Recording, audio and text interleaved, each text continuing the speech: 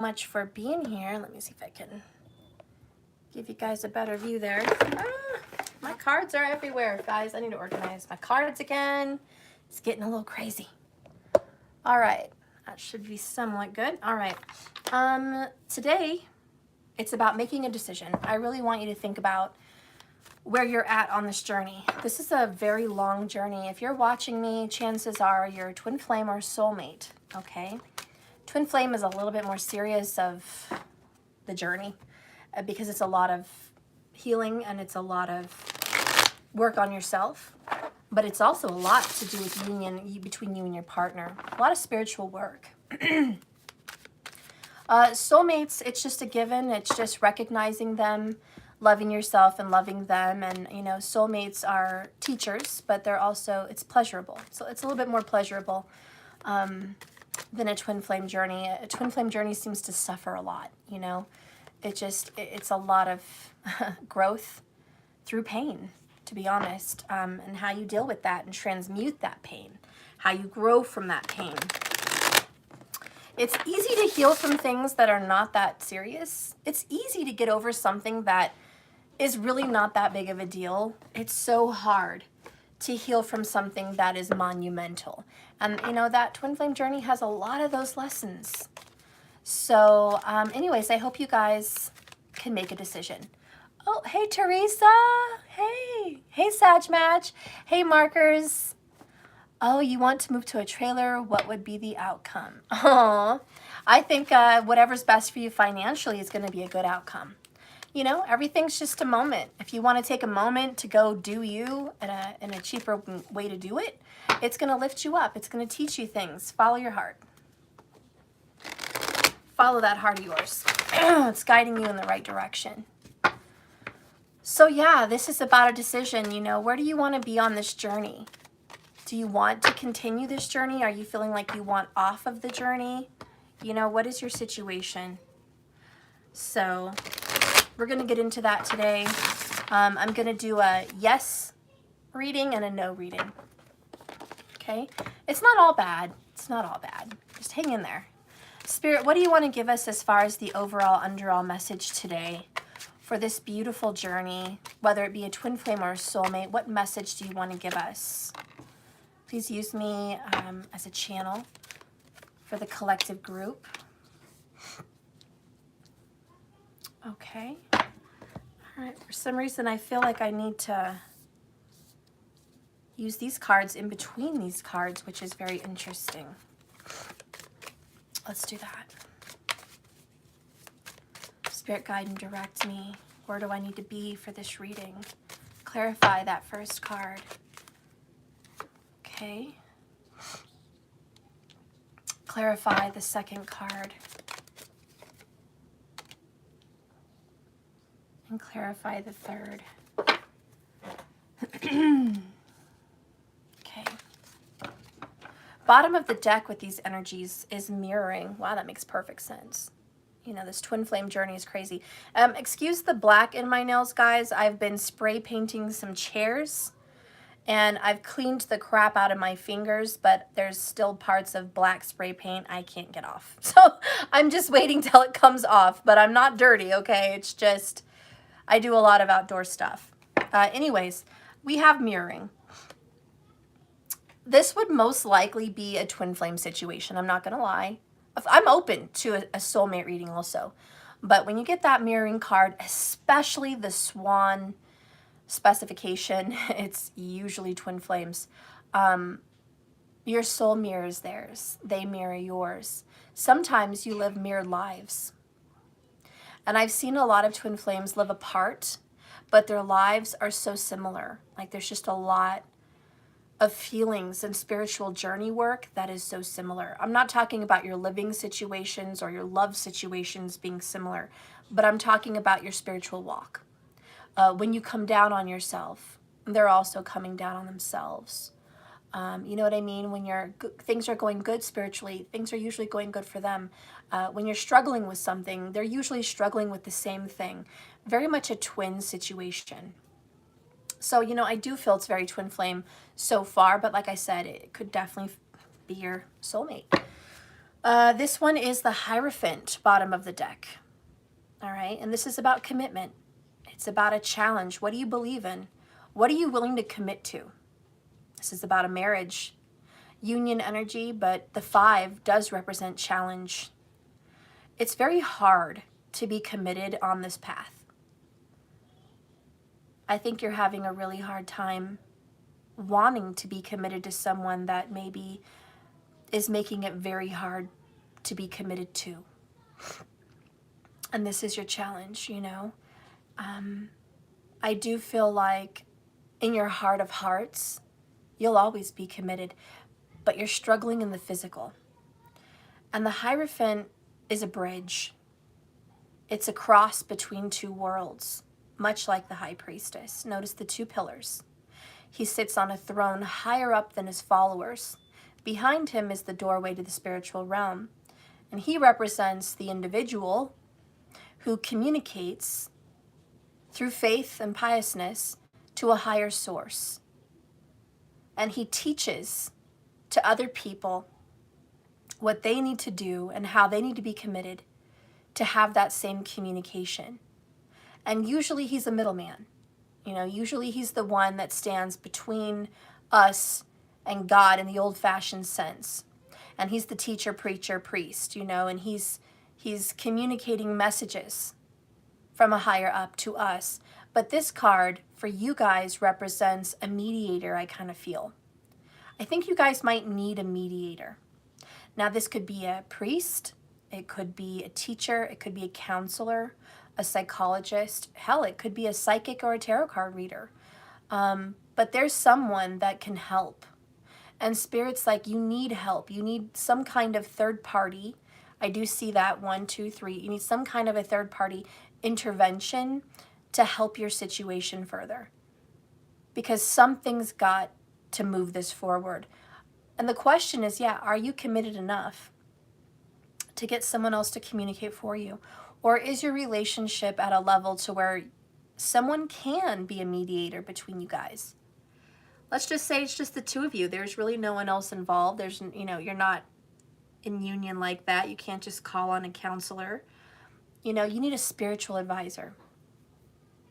You have to call Spirit to come in and help your relationship. Call on the Holy Spirit. Holy Spirit, please be with me. Guide me, direct me, help me on my journey. Show me what I need to do, and please intervene and show my love what they need to do. And show me my path. Am I on the right path? Am I meant for union with this person? Give me a sign. And be specific. Okay? Really. Say you want to see a swan. That's a sign. Say you want to see a red flower, you know, somewhere popping up. That's a sign. There are signs everywhere, but you have to ask specifically because Spirit is listening. And if you want help, if you want a mediator, you want a third-party spiritual intervention, you need to get involved in, are you that committed or are you not committed at all? You know, those are some serious questions. As I shuffle this deck, I just want to share a quick, just a couple quick little stories with you guys. I had a great uncle recently pass away, so my grandma's sister's son. So I don't know, however that works. But anyways, he recently passed away. He was kind of young. He was in his 50s. And anyways, they asked for a sign that he was still around, you know, and they're strong Catholics, to be honest. Well, they live in the San Francisco area, I think. Or is it San Diego? I'm sorry, it's San Diego. They live in the San Diego area, and, you know, housing is really expensive there. So anyways, my grandma's sister had a property, and she's been there since, you know, the 70s. So it was a lot cheaper then, so, you know, she got it for a much better deal, and she owns it, you know, and it's a little plot of land, you know, right in the city. And they decided to build a little house out of a garage that they used to have, a detached garage there on the property. So they built this little cabin garage, and that's where her son lived. You know, it was very expensive out there. So he lived in this little garage cabin kind of thing going on. And her daughter lived there also in another room. She never got married, never had kids. So they were just there helping their mom out and just being there as a family, a very strong family, and living life. Well, when he passed away, they asked for a sign, you know, because they missed him. And he was always, he had a tattoo or something of a white rose. And when he died at the funeral, they put white roses on the casket. And they knew that a white rose was symbolic for him to them. And they, guess what? Where there had never been any flowers ever before, outside of the little cabin garage where he lived, right there in a little patch of dirt, right near the front door area, about a week after he died, out popped up a white rose. Now, how crazy is that? Never did they plant white roses. It was a wild white rose, but it was a white rose. And that is the universe's way of communicating to them. And I looked up and the time was 11 minutes and 11 seconds when I said that. So there's a spiritual confirmation that that flower was a sign from him on the other side, that he's still around. He's watching, okay? That his spirit may not be in physical form. He's out doing other astral things, but he has a part of him still there. And that was a physical manifestation of proof that I may not be able to communicate verbally, but I can sure communicate spiritually, especially through the elements of nature. Another quick little message. I'll make it quicker than that one. I had a friend who just lost her father a couple weeks ago, and they were a big fan of Hawaii. And so she was paddleboarding out in the ocean by Kauai. I guess that was their favorite island. And she was going to spread his ashes in the ocean where he said he wanted to be, you know, released. And so as she's out there paddleboarding out in the ocean with his ashes, she's asking her father in the spiritual realm, please let me know when this is a good spot. You know, tell me when, you know, I can let you go. Tell me when it's the right time. Now, when he died, not that day, but when he died, she asked for a sign from him that he was still around. She asked for a sign. And she couldn't think of the actual sign. She says it was kind of stupid, but the only thing that came to her mind was the color yellow. So she's like, I don't care what you show me, I'm going to make it easy. The color yellow is going to be a sign for me, Dad. Communicate to me through the color yellow. Well, weeks pass, she's paddleboarding, she's going on the ocean, she's asking her dad for a sign, is this a good spot? She didn't bring up yellow that day, she just was asking. And can you believe in the middle of the ocean, right where she was paddleboarding, she looks to her left, and lo and behold, there is a yellow hibiscus flower. Just floating in the middle of the, well, not the middle of the ocean, but far out offshore into the ocean, there is a yellow, bright yellow hibiscus flower. And she, of course, just started crying. She couldn't believe that, she couldn't believe that spirit listens. She couldn't believe that there was actually communication with the spiritual world, and there was proof. And a lot of people are very religious or other ways, and they just have a hard time still believing that there is actual communication. Well, she was a believer, and she said, I don't care what anyone tells me. That was a major message for me, she said, that yellow flower was floating next to me. When weeks before I had asked for a message with something with the color yellow, and there's the flower as I was communicating with him. She goes, no one can tell me now that the spirit world does not communicate with you.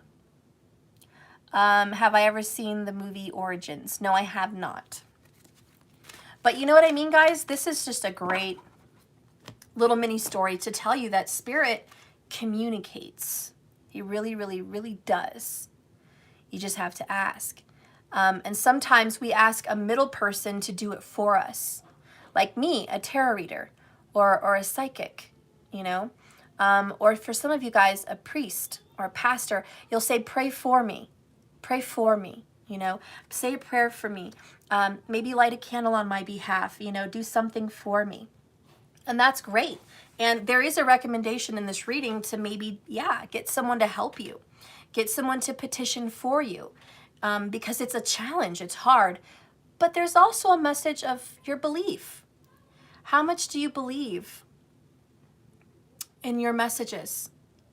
How much faith do you have that Spirit is working on your behalf?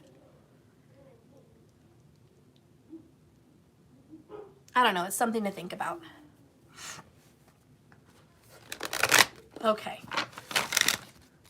Well, this one wants to be out.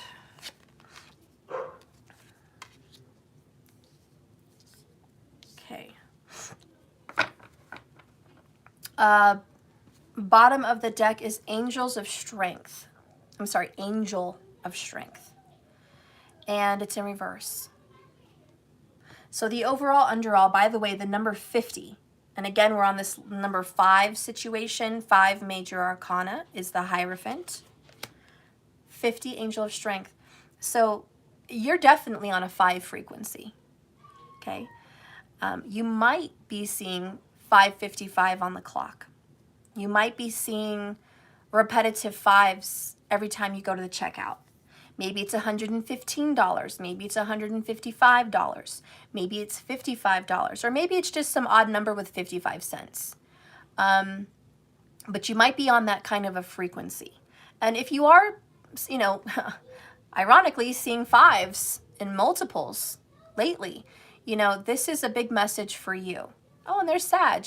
Yeah, life path number 5. That could totally be someone's life path. You know, but just think about what the 5 represents. It's going to be a hardship. It's going to be a challenge, and it's something you're going to have to fight to overcome. All right. Let's go ahead and start revealing your message. First card out is the Chariot. This is about victory. I can't talk today, obviously. This is about victory and moving forward confidently.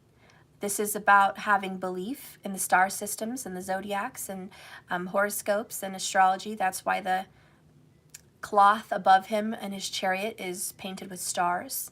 You know, as above, so below. This represents he's right in the in-between. He's a part of the spiritual world, but also the physical. And he's balancing it very, very well. Behind him is a city. So he's conquered. This is Hail the Conquering Hero. Okay, he is a hero. He's conquered something. And the 2 sphinxes in front of him, half lion, half person, obviously ancient. Okay, this is way more ancient than even the pyramids. The Sphinx is, did you guys know that the Sphinx is further away in time of the making of it than we are connected to the pyramids? So what, we're about 5,000 years, whatever difference between us and when the pyramids were made? I don't know the exact, but somewhere around there. Well, the Sphinx is even older than that. There's more space between the Sphinx and the pyramids than we are to the pyramids. So that means there's like probably a 10,000 year difference between when the Sphinx was made and the pyramids. Ironically, they're close together. Now, it's been said that that Sphinx was originally just a lion. Period. It didn't have a human head.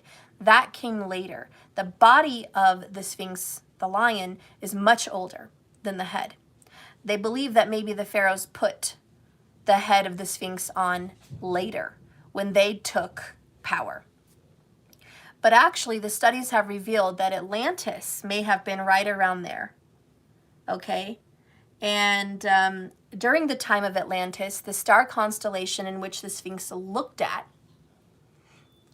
the time was the constellation of Leo. And that's why a lot of everything was lions. And it was about power, and it was about glory, and it was about beauty, and it was about creativity. It was a very beautiful energy. Funny how now we're in the age of Aquarius, which is 7 placements away from Leo.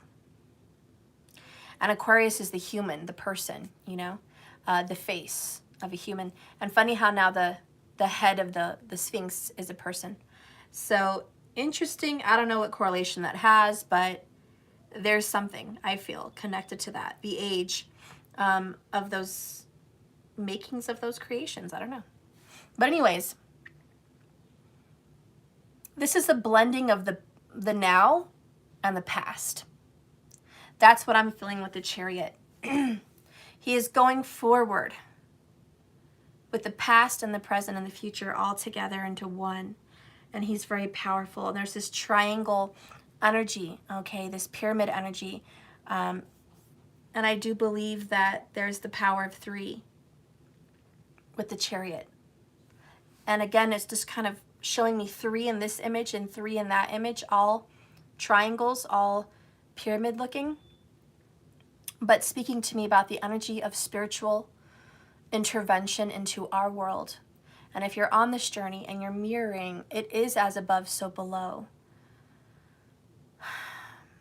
You need spirit on this journey with you, because if you guys push spirit aside and you don't want to involve your guides, you don't want to involve a higher power, if you want to go it alone, there may be an issue with you being able to move forward, because it looks like the only answer so far is to be in unification and in marriage with spirit to help this part of your journey move along.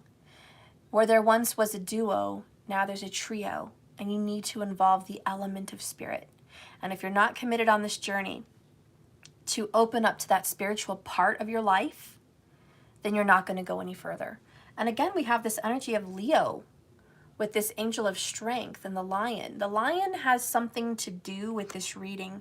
Oh yeah, I definitely feel like somebody here could have a lion tattoo, or have a lion statue or figure outside their door, or maybe somewhere prominent in their house. Maybe someone is the sign of Leo. But Leo for me, for sure, feels really prominent. Not only that significator, but 5/5, and Leo is the 5th house. So again, coming into this, oh yeah, we're feeling Leo vibes. And I know this is Taurus and I know this is Cancer, but I'm just saying, I'm feeling Leo vibes. We're going to keep going. I hate the paint on my hands. I'm so sorry, guys. I'm really not dirty. There's more people here now. Spray paint, okay? That's all I have to say. Clarifying the Chariot, we have deception. Hiding behind a tree. Avoiding being seen. Not wanting to be found out. Just hiding. I kind of feel like what's going on is there is a confidence being hidden. Oh, okay. Somebody has a lack of confidence in their walk with their spiritual guides. You probably do. Maybe they do. But I'm just going to say someone for the sake of this message. Are you that someone? Do you have a lack of faith? Believing that spirit is real? That may be the heart of it. A lot of us do. Don't feel guilty. If that's even a little bit of you, don't feel guilty. A lot of people walking the spiritual path, oh, they've got a whole sacred temple room in their house dedicated to deities or spirit or God or whatever have you, okay? But yet in their heart, they lack belief. They just do it because it's cool, or they do it because they feel it's the right thing to do. But there is a lack, okay? And don't feel guilty if that's you. But this is a call to get closer to spirit more than anything. It doesn't matter how many singing bowls or crystals or chakra pictures you have or Buddha statues you have or own. It doesn't matter. It doesn't matter if you wear crystals religiously. What is the belief in your heart? Do you ever really truly believe you can communicate with spirit? Or is this just something to pass your time? Something to believe in when there's nothing else to believe in? Do you really believe? We're going to get more into that, but we'll just keep going. Oh, there's a lack of confidence, though. The next one is the Queen of Swords. Gemini, Libra, Aquarius. We're going to leave it open. Air sign vibes. She's looking directly at something. She says, this is the truth and nothing but the truth. I know my truth. And there's a lot of difficult communication surrounding her. Look how the water, the stream behind her, that represents the high priestess. So even though she's a difficult queen and she's a logical queen, she still carries the feminine, watery vibration with her, no matter who she is. And she's making that trickle down with everybody. She's like, listen to me. I speak from my heart. Her robe is covered in blue. It's in clouds. Her robe is made of clouds, if you guys can see that. So she's very high up. She's clear thinking. She's parted the clouds. She makes sense. You know, the clouds are cloudy, disoriented confusion. But when she speaks, the clouds dissipate. She holds her hand out, not her sword. She's like, listen to me. I don't want to use my sword and force you. I'm just trying to speak to you logically. I want you to use your head.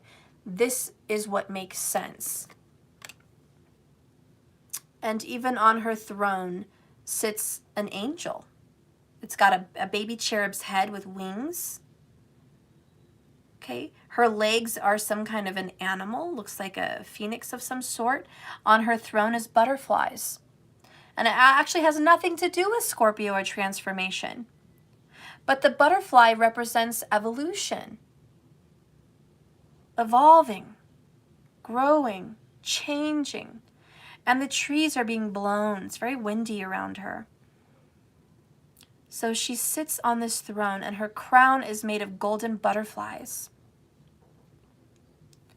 She's constantly learning and growing and evolving, and she makes sense. Aquarius is very strong here, which is a deep thinker. Very unemotional. The queen has emotions, but not a whole lot. She thinks. She thinks and she makes sense of. And now we have vibrations. Ooh, and they're pink. This is heart chakra energy.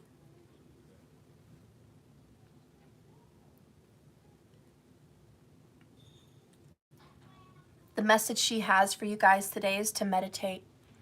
Clear away the cloudy thoughts. That's what she's saying to you.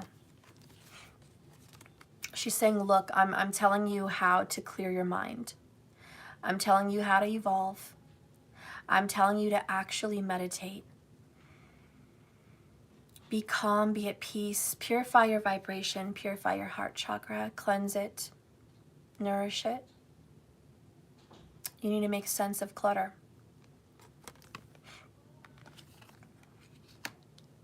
I feel like for whoever I'm talking to,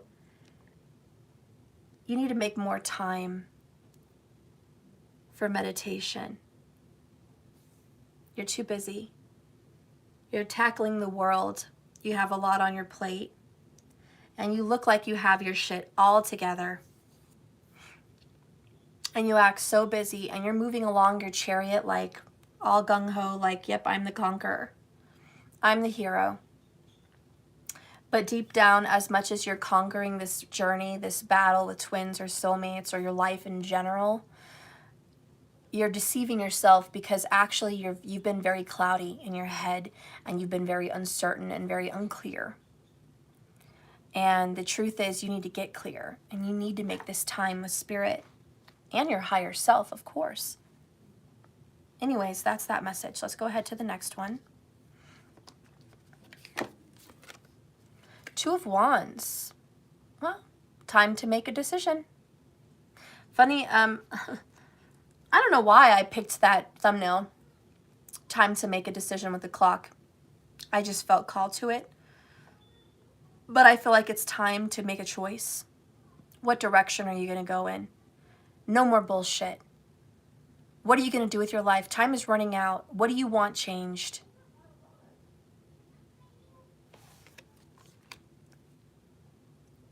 Time goes by so fast. It really, really, really does. I know you guys know that, but I know I'm preaching to the choir, but damn. Can we all just vouch? that 5 years can happen in the blink of an eye? Can we just vouch at how much our body, mind, and environment can change in 5 years? Well, whether or not time exists doesn't really change the reality that people live in as we age, as children grow, as we grow. We can't deny that. So whether time exists or not makes no matter. We experience change, and it happens very fast. We don't get to live in our 20s for the rest of our environment. That's not going to happen. So whether or not you think time exists doesn't really change the fact that you will grow and age and change. And so will your children. And so will your environment. So if you don't want to experience time, my best bet is for you to figure out a way to leave the planet. Leave the planet. Go live somewhere where time doesn't exist. Because here, boobs sag, children grow, retirement happens, and your body doesn't work as good as it did 20 years ago. That's what's going on here. Now, it could be better. You can do fitness things. You can do all kinds of things to have longevity, and I'm not saying that's not possible. Sure, the belief that you can be young forever is possible. You can feel young as long as you'd like. I do believe that. But there's still the fact that around you are people that are not going to be the same in 10 years. Your grandparents aren't always going to be here. You know, whether time exists or not, your grandparents are going to die. Whether time exists or not, your parents are going to age. Whether time exists or not, your relationship with your twin or soulmate is going to evolve. And that's just something that the Queen of Swords says with reality. You need to look at that harsh kind of reality. You need to know and meditate.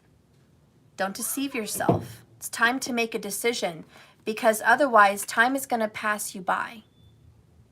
You know, you might say, oh, I want to have a house in, 5 years. I want to be a millionaire in 10 years.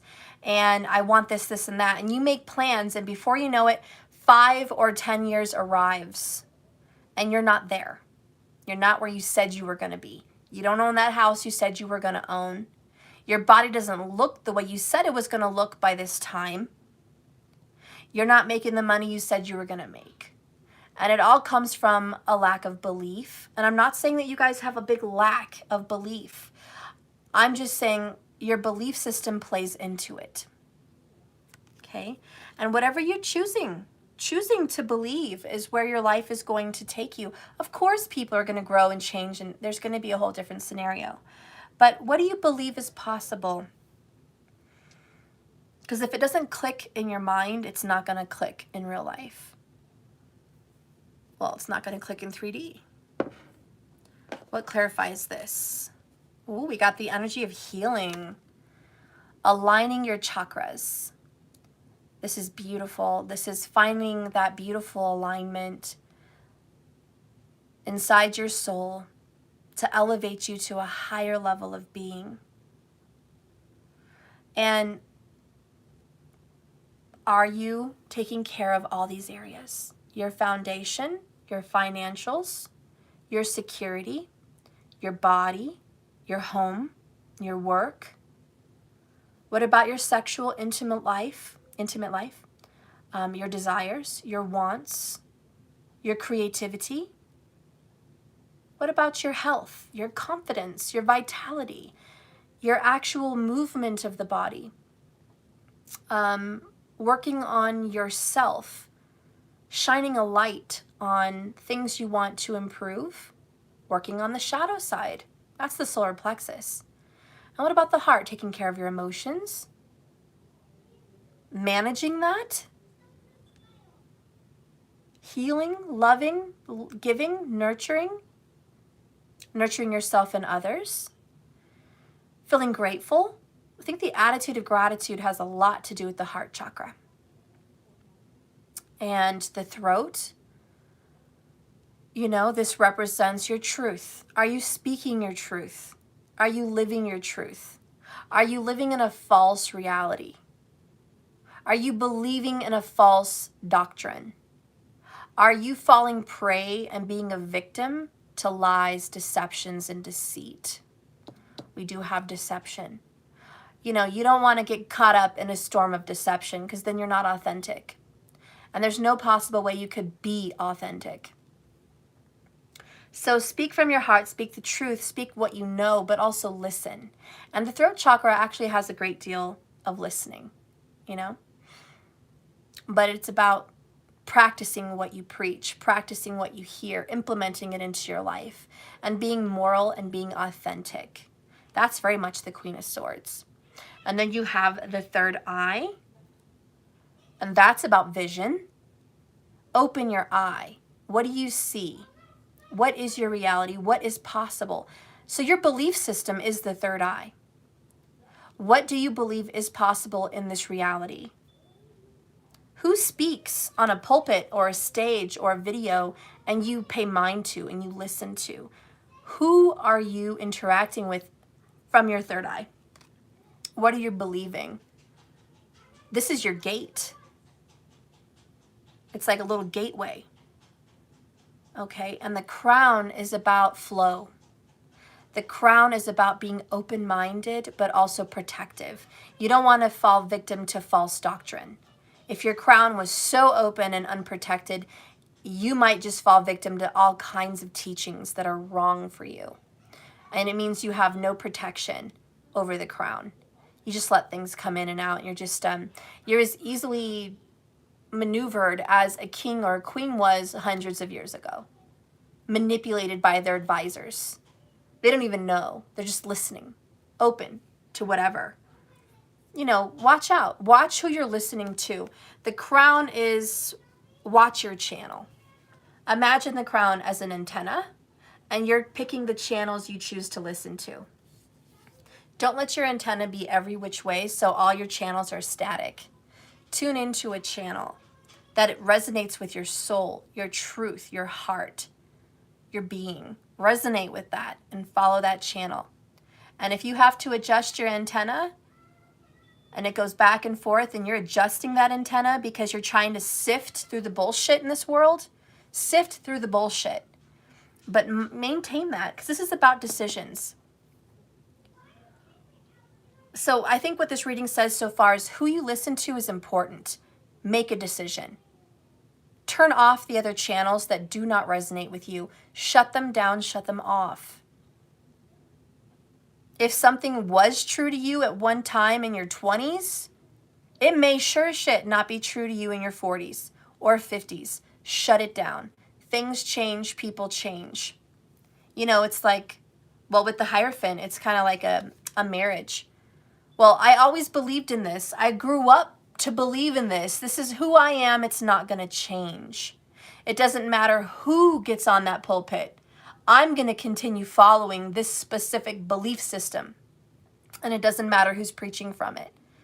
I just want to stay stuck with this party or this belief. You know what I mean? And so it's like, be careful what you're married to. Be careful what you incorporate in your life. It's time to make a decision. Does that still resonate with you? You know, someone mentioned about getting a trailer versus having a house, owning land and property and whatever. You can still own land and have a trailer, of course. And I think that's wise. I think whatever makes you happy. You know, I don't think that what you pick is right for everyone, because some people have a lot of kids or family that has to live with them and they need to be in town. They need to be close to a city. They may belong in the city, living somewhere else, whereas someone's disconnected and doesn't need to be in town and, you know, maybe needs to be on the outskirts and have just a nice little home with some land. You know, that may work for them, but it doesn't work for everybody. But listen to your gut. Make those decisions. It's time to make a decision. And to be honest, I think it's ideal to buy land, own land right now, and just build a small place on there or have a tiny home that you can move if you want. You know, think about that. Think maybe I could live in Arizona for a couple years Maybe I'll get tired of the desert, and then maybe I'll move by the ocean. Maybe I'll get tired of that after some time and I'll want to move to the mountains. You know, I think that's beautiful. And if you can acquire land to move yourself to those places, I think that's brilliant. So yeah, whatever floats your boat, I think that's a very important thing that people should do, is just make the decision to honor themselves. Don't make decisions to honor other people. You know, and I think it's harder when you're married, because then you have to honor your person and their wants, needs, and beliefs. And that makes it very hard with the Chariot to like balance, because sometimes you want to move over here and do this thing and your spouse does not. They want to be over here. So how do you find that medium ground? And for a lot of you guys, it's how do we meet in the middle? And Spirit's one answer is meditate. Because if you're with the right person and you're supposed to be, it's all going to work out the way it should. If you're in a specific job or place in the world and it's meant to be, then it's all going to work out as it should. But find your peace in meditation. And ask the universe for signs. And I began this reading with signs. The white rose and the yellow flower. These are just friends of mine that I know personally that got messages recently from Spirit. But they asked, when's the last time you asked for a sign? A real sign. Something yellow. A white rose. A specific bird. Ask. Ask and you shall receive. Just knock and let that door be opened. It's simple. You just have to make a decision, because if you're stuck in cloudy confusion, how are you going to get these messages and direction? All right, let's get the other oracles. First one, the sun. See, we're on a Leo frequency. I'm sorry, everybody, but it's been Leo this entire reading. There's definitely a Leo here that needs to be spoken for. So you've got the sun card. The sun rules the sign of Leo. But it's about happiness, joyful positivity. It's about all of your aspirations, dreams, desires working out perfectly the way you want them to work out. It's about good news and joy. But it's about a victory, just like the Chariot, a victory, overcoming something very difficult. The sun comes out after the dark night, and it really just represents that. And there's a number 1, which heralds a brand new day, a brand new beginning. Let's get the next card. Ooh, we have broken heart in reverse. Actually, a very good sign, guys. If you've been hurting and suffering from a broken heart, there's healing on the way, recovery. All right, let's get the next one. A man holding a heart. My gosh, what kind of confirmation are you asking for? Can I just give you one more Leo confirmation? Guess what body part and organ belongs in the 5th house and is ruled by a sign? The heart is ruled by the sign of Leo. That is in astrology, that is in the zodiac. Each sign heralds a body part. The heart actually belongs to the Leo. So yeah, I'm sorry. There's absolutely no way around this reading. It's absolutely a Leo, and it's only a Leo. Sorry. Now, there's probably other signs that go with the Leo. They might have a moon in Aquarius, or, you know, a moon in Cancer, or, you know, a rising in Sagittarius, or, you know, a sun in Libra. You know, I don't know. I'm sure there's other elements to this Leo. But I'm saying a Leo is prominent in this reading. Maybe you have a Venus in Leo. Now, I did start this reading on love. You know, this is about they and you and them. It's like a relationship. So yeah, this relationship has a lot to do with your spiritual life, has a lot to do with your soul's journey and your walk on evolving and healing. Yeah, this relationship has a big part to play. But this reading actually does have a lot to do with your relationship. Your bond with this twin flamer's soulmate has brought you here to change you indefinitely and guide you on your path. If it was not for this union, this Hierophant, this marriage, this chariot of a difficult, rocky journey with two people that are not aligned, but yet moving forward. If it wasn't for your connection with this other soul, you would not be on the right path. So you're on the right path. That's the good news. The difficult message here is you need to make a new decision. And it's mostly about your beliefs. Do you believe it's possible for you and this person to be together? Whoops. Do you believe they love you? Do you say they love you? And even if you say they love you, do you really believe it? Does it mean something to you? These are some hard questions that I think you need to ask yourself. The song that's coming to my mind is Casey and JoJo. Tell Me It's Real. So I don't know if you guys heard that song, but I'm not going to sing it to you because I've been a little sick lately. But Tell Me It's Real, this feeling that I feel, is kind of the message of that song. Believing that you have a real soulmate. Believing that you have a real twin flame.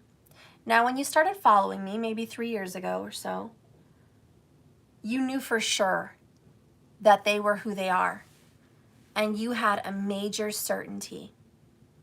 But lately, after you've walked the journey, after years have passed, you've questioned the validity of your beliefs. You have. You really, really have thought, maybe this is not my twin flame. Maybe this is not my soulmate. Maybe I'm an idiot following any of this, believing any of this. Maybe I've been wrong the whole time. You know, your beliefs have been a little bit skewered. Spirit wants you to question that and grow from that and get your answer. Because if it's real, Spirit's going to reveal it to you.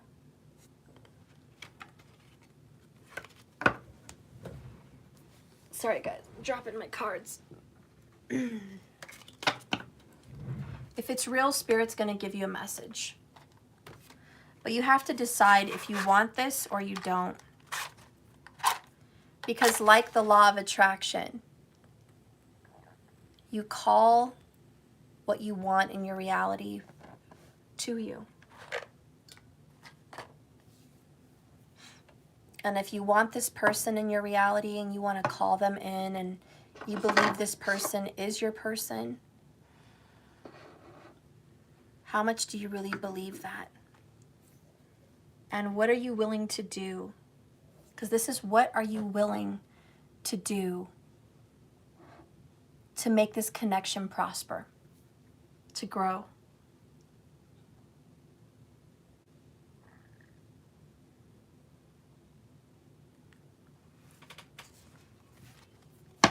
Let's get some hidden truth. Spirit, show me some hidden truth between the lovers in this message. I look for you everywhere is one of them. Now, whether you're looking for them or they're looking for you, does it really matter? Like attracts like, you're mirroring. If you're looking for them, they're looking for you, and vice versa. Everything that comes out is duplicated. It's mirrored.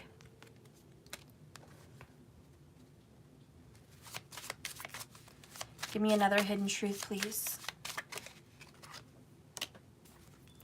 I wish I could take back my words. There's a lot of regrets, my friends.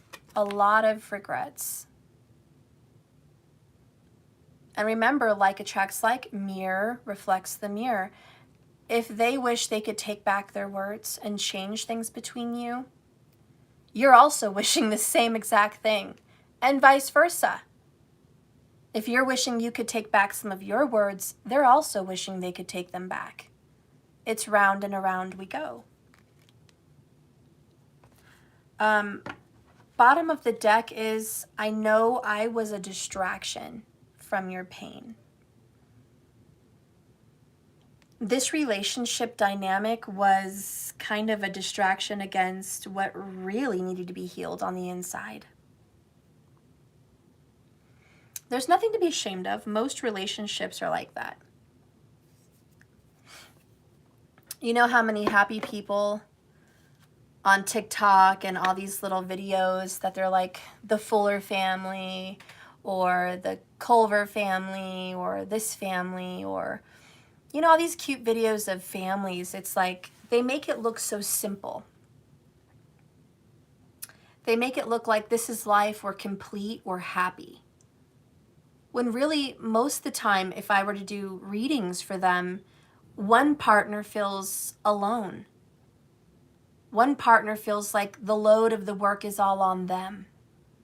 The other partner generally feels neglected, rejected, and undesired. And they just put forward a face. And most of the kids today, if you do a reading on the kids, they feel they have to perform. They feel like they're actors. They feel they have to be little divas. They feel they have to put on a happy face. They feel they have to impress their parents publicly because their life is on camera. We should definitely think of the generation we are promoting. The children today, in the last 10 years and going forward, they're on camera 80% of the time. They're on camera for every little triumph. They're on camera for every walk, every talk, everything they eat, every birthday, there's 1,000 pictures. Every event, there's a main big deal about it. Every time they do something at school, it's blasted publicly. They come home with an A, everybody knows about it. They come home with a D, not everyone knows about it because no one wants to talk about it. So they learn that I can't be a disappointment. They learn what's accepted and desired and wanted and what's rejected and unwanted. They learn that having a dark side, a shadow side, an ugly side is undesired. And of course it's undesired. Nobody wants the shadow side, but you have to incorporate it. You know, that movie just came out, Turning Red, on Disney, and there's a lot of controversy. Of course, all the Christians thought how disrespectful it's going against the Bible because it's about honoring your mother and father, not talking back, not disobeying, you know, that kind of a thing. And this teen completely didn't listen. And they publicly promoted it. Go, disobey, push your parent, and then everything's fine. You guys can be the best of friends. You know, and they rejected it because they felt how disrespectful. But they don't want to look at the shadow side. The reality that I took from the movie Turning Red with my kids was a beautiful message that we can be ugly, we can have attitude, we can be disrespectful, we can have secrets, we can do things that our parents are not proud of. We can upset them, we can frustrate them, but they're still going to love us. That's family. And it's about allowing that shadow side to be a part of your life and not hiding it, not always trying to be perfect. And for May in the movie, it was not being a straight A student. It was not cleaning every day. It was not yes ma'am, yes sir. It was not, it was being true to herself also, that she had desires and wants, and she made new friends, and she was evolving and going through changes, and she was having attractions and body changes and thoughts of her own, feelings of her own. And although she still needs to remain obedient to her parents, she needs to express herself to her parents in a better way, but express herself and say, hey, I have some desires, wants, and thoughts myself. I'm not the same as you. I'm totally different than you in many ways, but I love you. And at the end of the movie, you know, when the mom and the daughter see each other across the mirror, and she was going to put away her panda, which to me in the Turning Red was the shadow side. The panda, I know they were trying to make it look like it was her period, the panda, you know, the red panda, and also a temper that comes with a period and the hormones that come with a period. Yes, I'm not an idiot. I know it was a coming of age story, but to me, there's a spiritual meaning behind it, whether they did it on purpose or not. And I don't think Disney did it on purpose, because I don't think Disney's very spiritual. But the spiritual meaning behind all of that was connecting with your ancestors and knowing that all the people before you went through what you're going through. Your grandparents and great-grandparents and great-great-grandparents and so on, they went through this shit. They went through love stories that ended up in heartbreak. They did. They went through trial and error. They went through trying to go through life confidently, knowing there was a lot of fuck-ups under the rug that they didn't want people to see. Everyone has stories they don't want to read out loud, including this generation. And so, you know, that movie was about incorporating the shadow and saying it's okay to have that dark part of yourself. It's okay. Let it live there with you and manage it better. And the more she let her red panda come out, she didn't allow the panda to take over her. She managed the panda. It no longer was allowed to be rageful and hurtful and harmful to others. She learned to manage her panda. It wasn't going to be perfect the first time. You can't expect yourself to be perfect. But the more you try to bury your red panda, the less experienced your panda is going to be in the real world. And people bury their pandas. They hide them in earrings and pendants and necklaces, just like the aunts and grandma and mother in the movie. They hide their panda behind proper, behind cultural acceptance, behind what's accepted, period. They hide their panda to be a specific way. And not be an individual and not be brave. But the panda in the movie came out in a time of need, when the great-grandmother lost her husband to a war and needed to protect her daughters. And because she was a woman, it was very difficult. And there were soldiers coming. So the panda came alive as her prayer to Spirit, which is this message. Connect with Spirit. Her prayer to Spirit said, give me the power to protect my daughters. And the ancestors blessed her with the red panda. And she turned and transformed into this creature that could fight anything. So the panda has its place. But the more, as you saw in the movie, the generations continued, they locked away their pandas so they could conform to society and to the family and to the culture. But we all need our panda. We shouldn't lock it away. There's just a time and a place. And so anyways, what I'm connecting to in your reading, guys, is maybe you guys let your red panda come out in your soulmate or twin flame relationship. Your panda came out. Your words hurt the one you love. And vice versa. They hurt you, the one they love. Actions were done and taken that cause pain to the heart. This is the heart vibrations, meditation, and this is the broken heart. So yeah, there were things done to break your heart.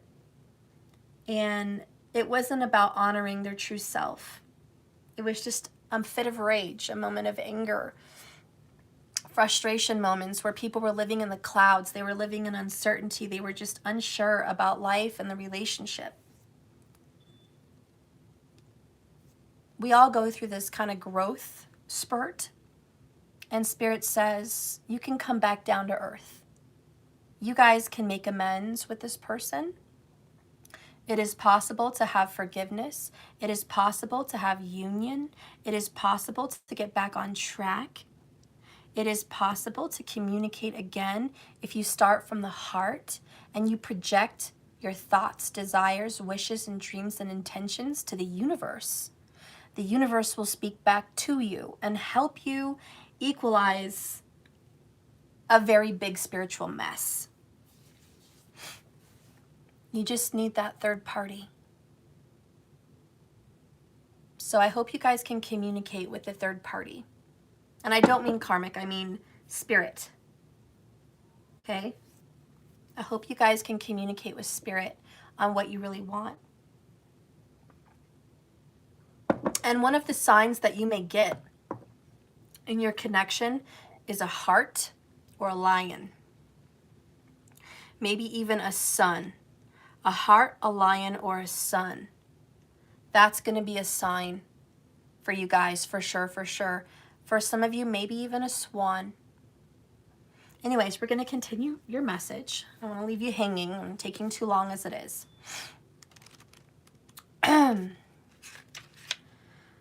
So the sun comes out to tell you guys you're in a new beginning.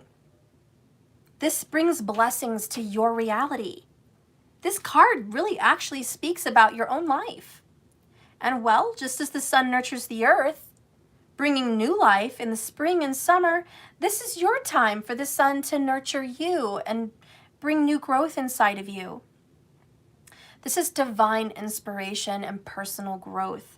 This card really marks a time that you're going to be more creative and you're going to culminate a whole new project of self, of life, whatever that sparks your interest. Because you're going to bring birth to a brand new you. Now is the time to put your energy into expressing your truth and your vision. Visualizing the light of divine intervention and pouring that third-party spirit energy into your mind and body are like the rays of the sun, bringing inspiration and growth. It's so many blessings. The future you really want, you can create it. And just know that the sun is shining on you right now. Spirit wants to give you some blessings, to nourish you, to grow you, to help you heal. Okay, the next one, number 9.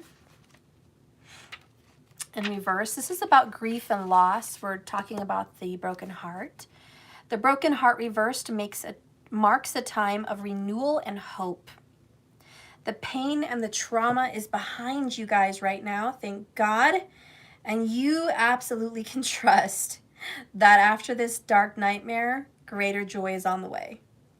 Whether this has happened to you in the past or you're recently going through this, the time is now to move on. Because the universe, spirit, source, universal power has something so much better planned for you. So finish up this old project. Let go of any residual grief and open up your life to a new self-loving intention and affirmation. I release the pain of the past and I live with compassion for myself. Love heals and renews me now. Love heals all wounds. Whatever happened to me that broke me down and hurt me, it's over. I don't live there anymore. I don't belong there anymore.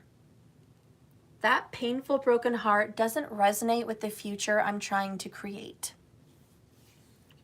I love my soulmate. I love my twin. And our fight, our separation, our pain, our argument, our difficulty, our brokenness does not exist in the future I have planned. And those broken moments don't exist in the manifestation that I want in my life. It just doesn't live there. So I'm letting it go. I'm making a decision, 2 of Wands, to heal and let old wounds go, let bygones be bygones, let time lost be lost. It's it. What am I going to do whining about it? It's over. Yeah, there were moments lost. There was opportunities gone. There was a suffering and a brokenness. I'm not going to go back in the past and change it. That's not possible. But I can go in my mind and change the way I thought the past happened. This is a little golden token I want to give you guys. We can't change the past, but we can change the way our mind remembers the past. Ooh, breathe that one in, because that is enlightenment. You can't just say, I can't change the past and move on. That's not enough. You have to program your mind to look back at what happened and see it differently. That's kind of a way of changing your perspective and the velocity of the momentum that you're going forward in. So example, just make it easy here. Let's say the past was about you being brokenhearted by the one you love, your soulmate or your twin. They treated you very badly. They lied. Maybe they cheated. Maybe they just abandoned you. Maybe they ghosted you. Maybe they just did something just terrible. Maybe they just were nice and they told you, I'd rather be friends. I don't know. I don't know how your situation ended or what happened. But let's just say something very painful happened between the two of you. And for this whole time, you've been thinking about it. And your memory is, that was so wrong. I was done dirty. I was done wrong. I didn't deserve that. That person did me so wrong, you know, and I suffered. That person caused so much grief. That person created a wave of suffering. If you look back on your past and that's what you remember and that's how you feel, sometimes the momentum keeps going like a snowball and you keep creating the same experience over and over again. Because sometimes you can't help the way your mind works. It starts rolling and rolling and rolling and you can't stop it. Your mind's out of control. The Chariot, it's going one way even though you don't want it to go that way, but it just keeps going that way. And you kind of feel like you lost control over your mind, but yet you're still growing and moving forward, and you're kind of in the middle of nowhere. You're in limbo between what you want and what you don't want, and you're just like, well, I'm winging it. Let's just say you guys have been winging it since your brokenness. Making it by. You're not in a terrible place, but you're not in a good place either. Is that where a lot of you guys are at? A world between worlds. A space where you're okay, but you're not great.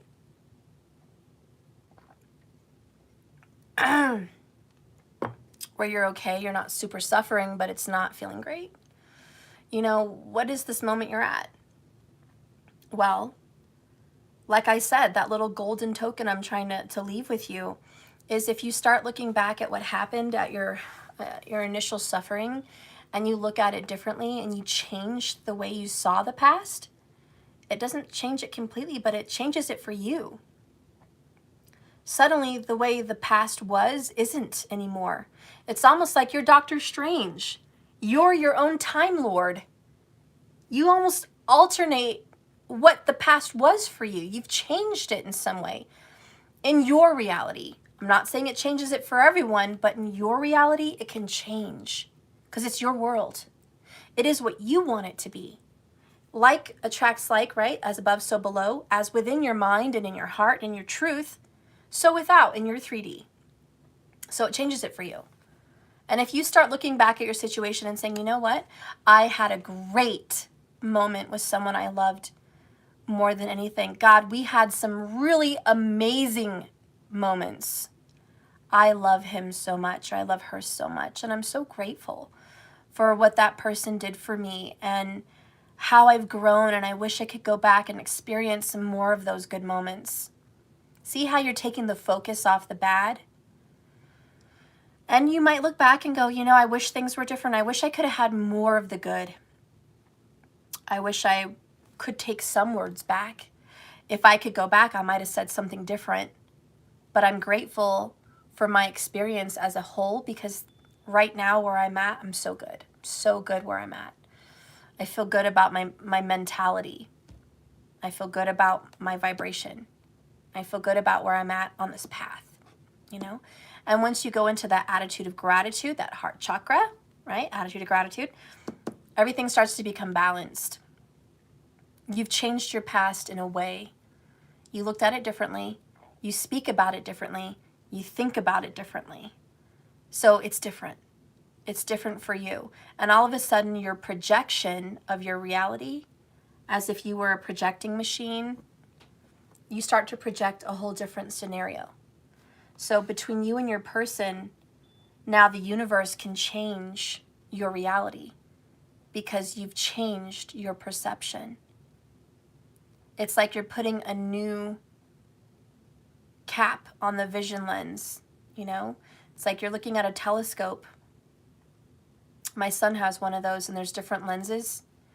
Well, there's one lens you can see pretty far, but not in detail. And if you pay for a different lens, you could see even deeper, further, and more detail. So if you guys can change your past perspective, you might actually be able to get that new lens, and you see more detail, and your vision changes. Your life changes. Anyways, so there's that message. I hope you guys can change your perspective of your past, because it will kind of change direction of your future. So now we're going to get a man holding a heart. This is a male dealing with family, love, or emotions. And in this case, it could be a female and a male, you know, masculine energy. That's fine with me.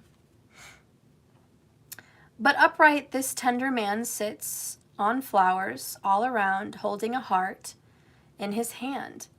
For a man, this signals a greater clarity about your feelings and your purpose in life. There could be a more balanced approach to family, to love at this time, even if these have been confusing experiences for you in the past. For some, this card upright could signal the presence of a new man in your life, especially for a lot of you ladies or male-on-male relationships, but one who tends to be more thoughtful, more kind, and more aware. Whether or not this man is you or a love interest, it represents a high intention to help where personal projects are involved, where family is involved, or where a home is concerned. Are you with me? There's more love coming into your situation, but it starts with your decision. Two of Wands is desires, determination, choices, and it's about going within. But more than anything, it's about a choice. And so what do you decide? Because it marks where you are at in your healing. And I think you've got a projection of good news. I think if you choose to be happy and you look at your outcomes in a different light, you're going to mend that broken heart, and things are going to change, and everything's going to work out in a way you would be happy for them to work out. And for a lot of you, there's a divine masculine that's going to come back into your situation or come into your situation at all and make things so good. And I do think that between your soulmate or your twin flame, you guys are going to be in a good place for love. And there's a heart involved.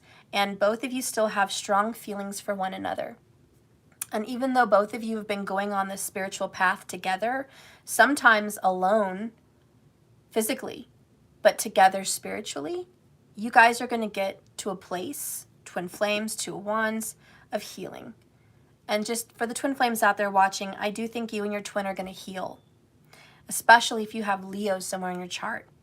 And for the soulmate energies, same message. I do believe that you and your soulmate are going to get to a place where you choose to heal your connection and not throw away the connection. So don't deceive yourself about how this is going based on how rocky your situation was. So if your past was very bad, very rocky, don't base your future on that. Okay? We're going to read Angel of Strength in reverse. Personal power and inner strength.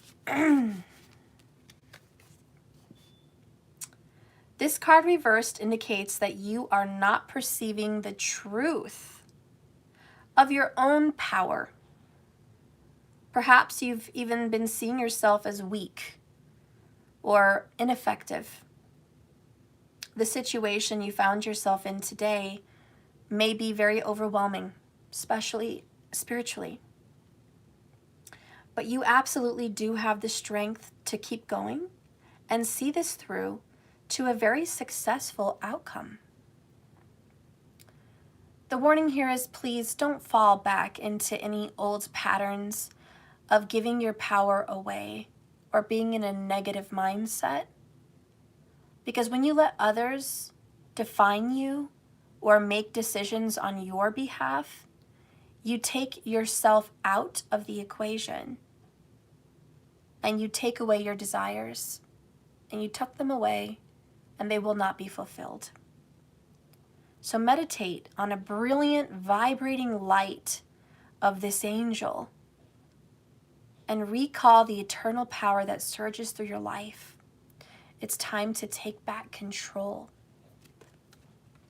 Guys, I don't care if you're the masculine in this situation or the feminine, but hear me out.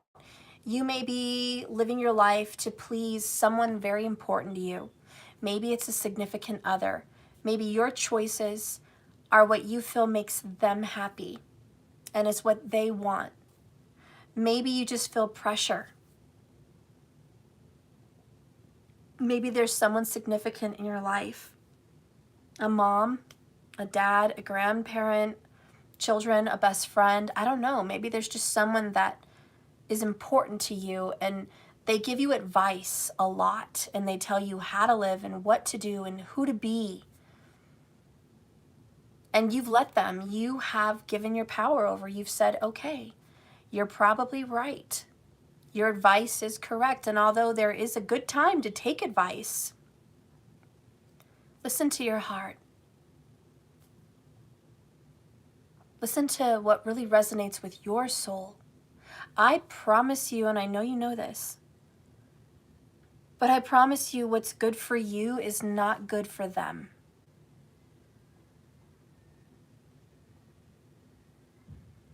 Wow, and I'm just hearing a bunch of wind outside. Hang on, guys. I don't know if like my trash cans are blowing away.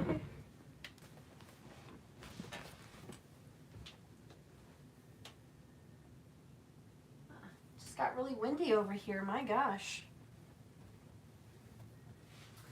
You know, maybe that's a message that by you not listening to someone's advice may ruffle some feathers. You may rub someone the wrong way for not listening to you. But they're controlling, and like I said, what's good for you is not good for them, or vice versa. And I all of a sudden got this shocking headache. Very strange. Immense pain and pressure in my head, all of a sudden. Okay. There's a lot of stress on some of you guys. It's just stress to please someone. And this may be like a part of your life that they have control over your money, or they have control over your well-being. They have control over you in some way. And it may be really hard for you to stand up against this person, to do your own thing. But Spirit says you've got to. You've got to make that decision. You don't have to argue with that person, says the Queen of Swords. You don't have to say bad things and regret your words. You just have to speak with what's on your heart from a good place and say, thank you for your advice. Thank you for your guidance.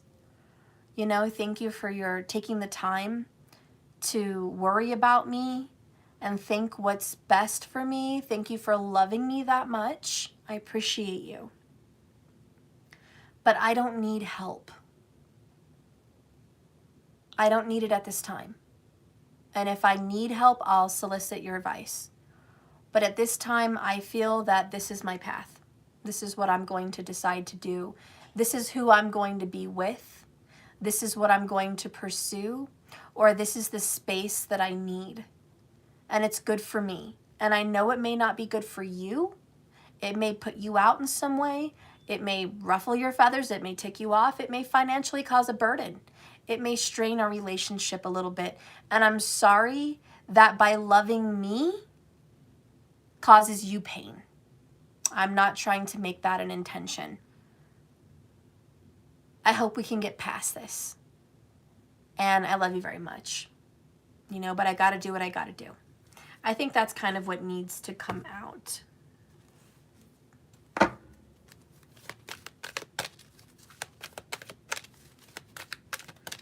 Spirit, give me another message about standing up for yourself. Standing up for yourself. First card that came out is patience. I accept that everything happens in divine order.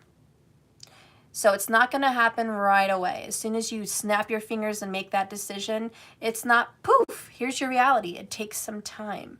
So have some patience and know that it's an egg, it's a seed, it's growing.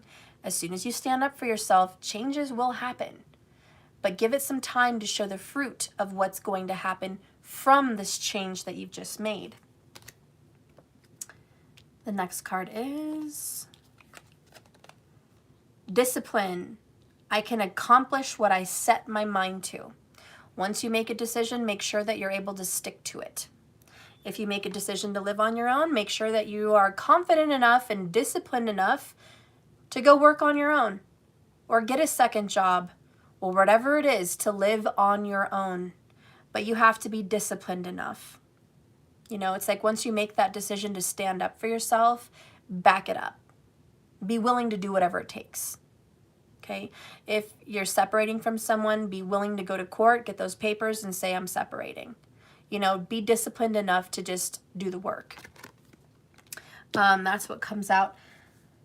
Spirit, is there an additional message that we should know before I move on? Anything else additional? Yeah, we're going to do Kali. Let me make sure I have her book.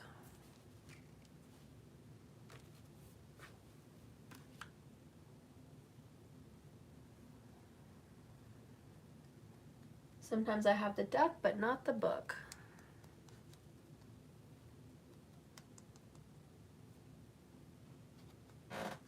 There it is. Nope, there it is not.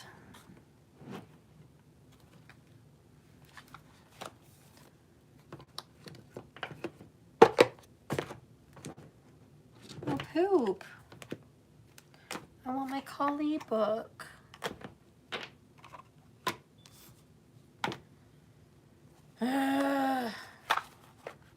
Well, if it's not meant to be, I guess I won't use that book. That stinks. That really does. Why would I just move it? Oh, there it is. Okay. It was still in the box. All right. Spirit, please talk to me now about what we need to know about standing up for ourselves and letting go of fear, letting go of any deceptions or illusions, changes. Let's just get advice about making changes because, you know, the fives that we've been harnessing today and channeling is about fives, challenge and change and beliefs, not being too stuck, too stubborn, too immovable. So tell me about our challenge that requires some change. Okay. Ooh, Shakti energy. Loving it. Ooh, they both look the same. Look, at the bottom of the deck is 33. And it's Anahata Kali. And she's got the heart symbol. And then we have the number 40. Mantra Shakti. Same image. One is male and one is female, I think. Or maybe they're both female, but one looks more male to me. I don't know. But look how similar that is. And again, it's mirroring. You know, and I think it's this masculine, feminine energy. Again, mirroring. These are just almost identical, different energies, but I love it. I don't know. I think that's a unique little combination. I think it's pretty unique that we got almost the same image. And no, not all the images look like that. So we're going to start with Mantra Shakti, number 40.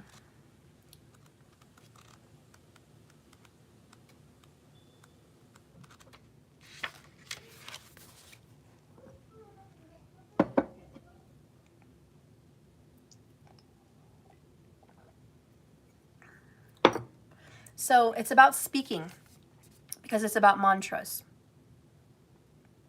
So Mantra Shakti, her voice creates and dissolves universes. Wow. Her vibration within our souls creates our life path. You have the sacred power of voice, of speech, of language, of creation. Without the tongue, there would be no creation.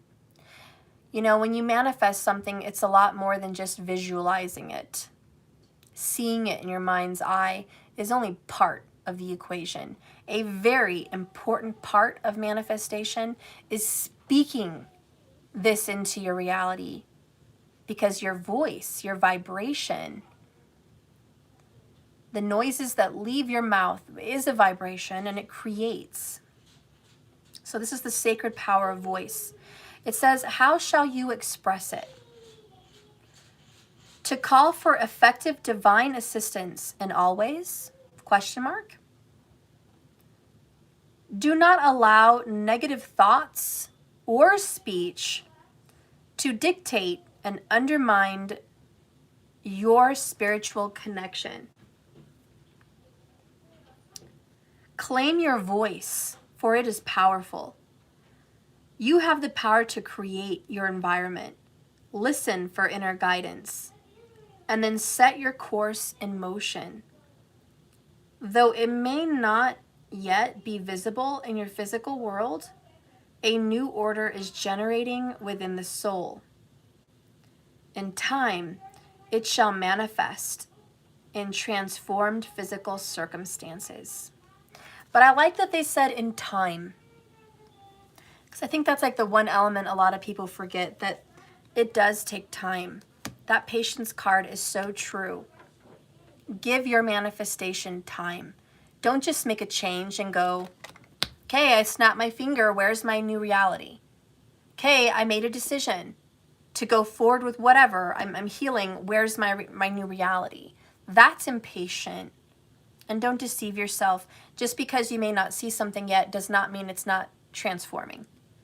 So believe and meditate and have peace. And again, meditation is the go-to energy to find peace in this new version of your life.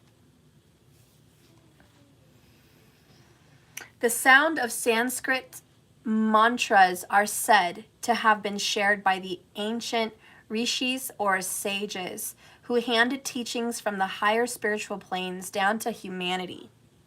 They did so to help humans deal with challenges they foresaw, and are still as relevant today as they must have been thousands of years ago.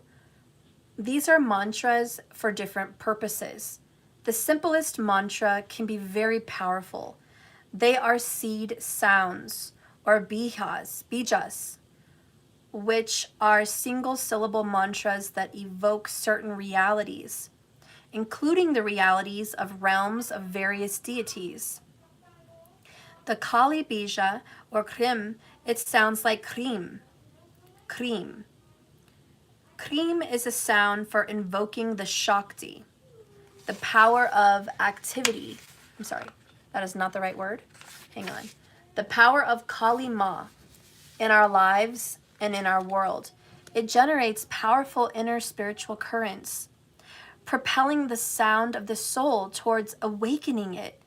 What it does is break cycles of bondage. It aligns your soul with hers, allowing the Divine Mother to direct us from within. Like Kali Ma, this mantra is fierce and powerful, yet protective and bestowing of blessings.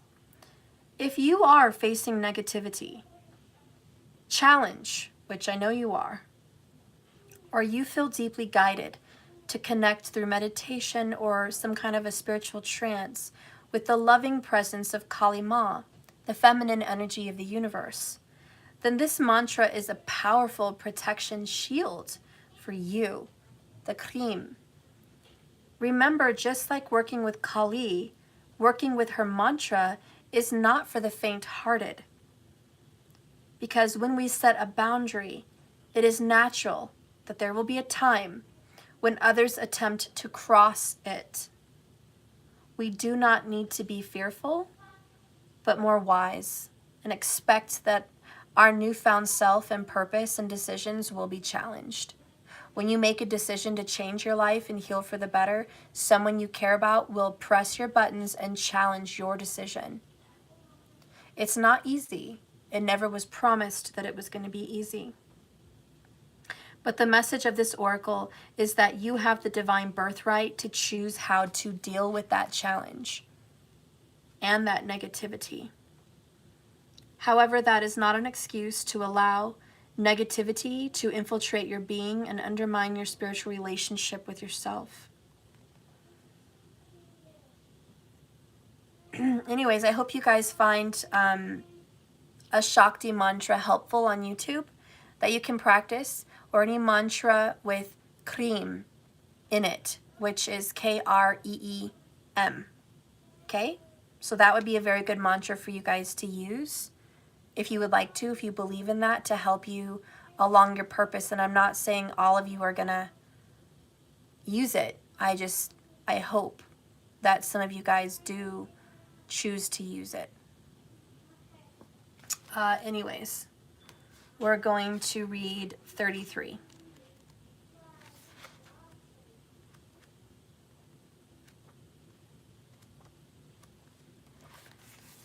So the bottom overall energy in this message is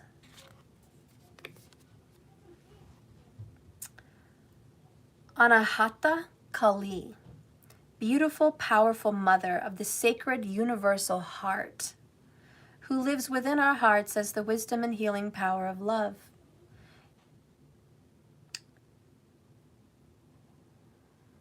Your heart cannot be contained or constrained by what has taken place. Your heart wisdom and empowerment is growing, and soon you shall have the wisdom and the courage to accomplish healing this broken heart, because it's very important to your soul journey. Trust in the invisible workings of divine love. Let your heart be at peace. So Anahata is the Sanskrit name for the heart chakra. Anahata Kali is the goddess who secures the awakening, transformation, and liberation of your heart's worries. It becomes capable of love that is increasingly unconditional, fearless, and compassionate.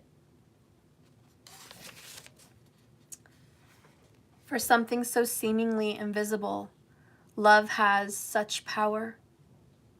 You know that love can move mountains, love can move people, love can heal, and love can always find a way.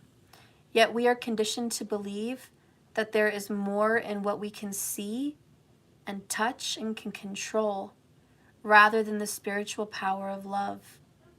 This conditioning has pulled you away from your heart connection, living in a fear-based system of the need to control things, or there will be no benefit, no safety, and no happiness. Sometimes a backlog of emotional pain can be stored in your heart, and sometimes it makes you shut down, even when you know that closing down your heart, you lose love's joy and wisdom. You may move through your emotions without real revitalizing engagement with what happened or what needs to be done. The emotional juice and revitalizing engagement of life that Kali Anahata brings. So this is a message from the Divine Mother that she is supporting the healing of your heart, and she wants you to connect to a more profound way of living. Okay, so in a nutshell, for everyone watching the soulmate journey, twin flame journey, your hearts are being healed, in a nutshell.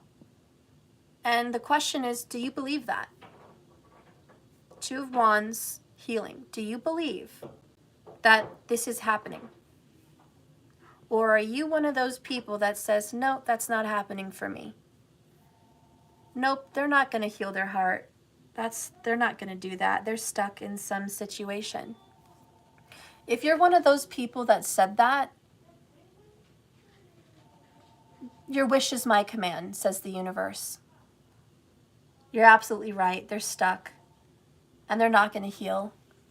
And you're not going to have union. You wanted to have confirmation on a tarot card reading that it's not going to happen. Here's your confirmation. It's not going to happen. Not only because you can't control them, but you can't control your own mind. You can't control your own thoughts. And I'm not saying you should be stuck on someone's union, because there is such a thing as obsession. Obsession over someone that you can't control. And that's not what this reading is trying to promote.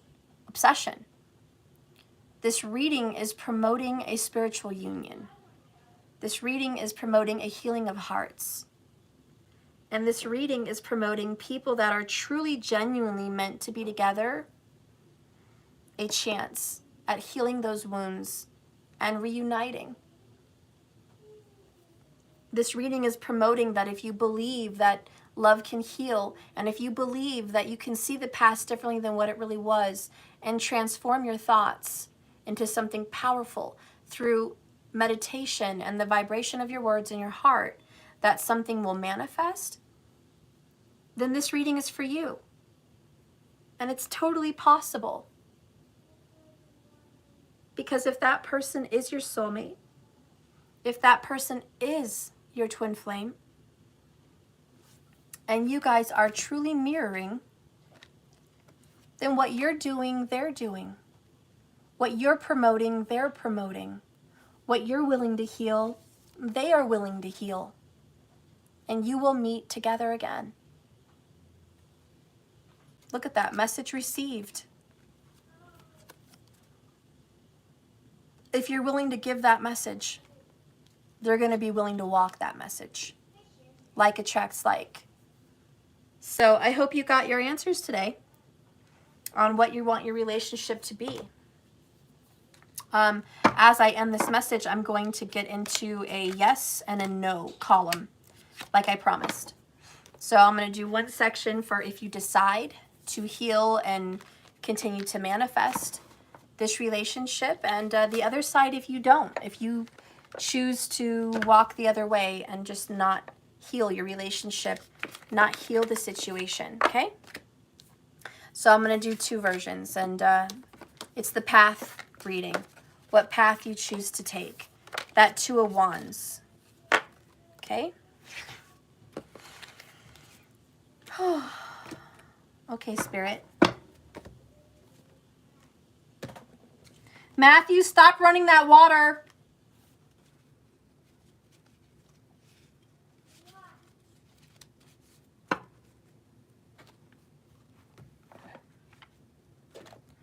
Okay. Spirit, please guide and direct me to a decision. If these people plan on continuing their healing and saying yes to the journey, yes to manifestation, where will it take them?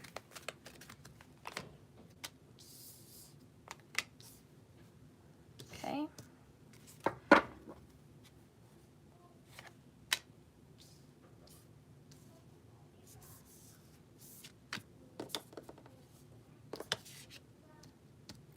And what if they say no? What if they don't want to continue this journey? What if this is just not where they want to be? This is just not what they want. They would like something different. Where will it take them?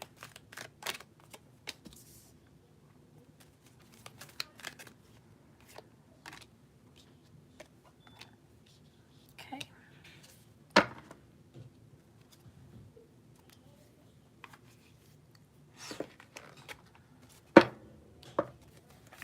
So this is yes to the journey.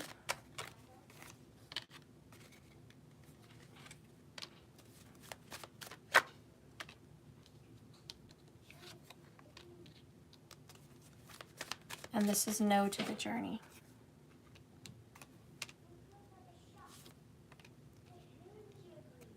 Okay. This is yes to the journey. Yes to the soulmate path. Yes to the twin flame path. Yes. Yes.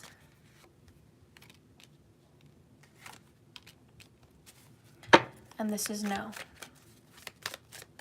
No. No.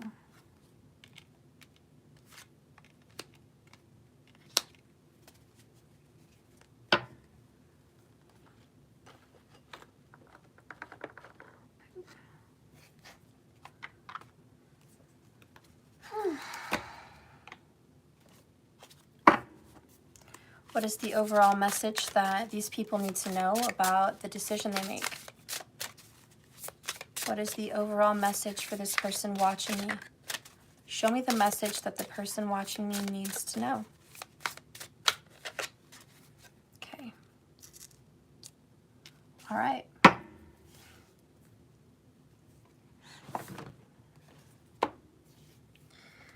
Okay, so we're going to start with yes. Let's look at yes. If you decide to go down this path, if you choose your person, you choose healing, and you choose that you would like to promote some kind of manifestation of reunion. First card you have is message received. So you are going to have a strong level of telepathy with your person. The next card is tribe. So you're going to be reunited with your soul family. That this is a part and a member of your tribe. The next card represents a love offer, Ace of Cups. Very good, very, very positive. A message of love, an offer of love. More importantly, an offer. Ooh, the next card represents destruction. Everything that was will change. This is the Tower moment. Complete eradication of what was. This is actually good news when you want to change a situation, destroy a foundation. Everything that's been creating brokenheartedness, everything that's been creating separation and suffering, this whole reality gets torn down. So a very good card to have in a message like this. Okay, the next card is the Fool card in reverse. It's not a risk. You don't have to take a leap of faith. It's sitting right in front of you. Okay? This is really the universe saying the work's already been done. I'm not asking you to believe in something that you know doesn't exist. You know it exists. You know you're going to be caught. Okay, the next card is Nine of Cups in reverse. You may not be happy with your decision at first. There's a lack of approval from yourself. Like, you're just not happy with the way it might go. Kind of a concerning message, especially when you want to say yes to a journey. Why wouldn't you be happy? But you know, the Fool card in reverse can talk about a hesitation. It's about worried. It is about being worried that if you do choose yes, if you say, okay, universe, message received, I'm going to continue healing this and working on this, you might struggle with your faith still. You might be worried still about what other people think. And there may be that worry. Do I look good in front of other people? Does it look like I'm making a good decision? Do people support my decision? And with the Nine of Cups in reverse, there could be some sadness. Maybe because you're not going to get immediate gratification, you may feel a little hopeless. You may not be able to see the gifts right in front of you. So there is going to be a test of your faith, absolutely, because you're not going to get immediate gratification. As soon as you say, yes, message received, I'm doing this, it's going to still be a struggle. There's still roads to climb. Mountains to climb, excuse me. Hope you're ready to do that. The work's not going to be easy is the message. The next card is, yeah, there it is. Flat out, it's not an easy path. That may be something for you to consider. Because the longer you want to pursue this relationship, it's going to try you. It's going to make you wary. It's going to make you tired. It's going to be quite the burden. This is not the easy path to take. This is not the road traveled by many, many, many people. This is the road less traveled. This is the path unmade. Anyways, it's just going to be a struggle. It's not handed to you on a silver platter like you would like to imagine. It requires work. The next card here is 7th chakra, Archangel Uriel. Your crown. Remember we talked about it, what you believe, who you choose to listen to, what you allow in, what you channel. This absolutely says, what are you going to believe?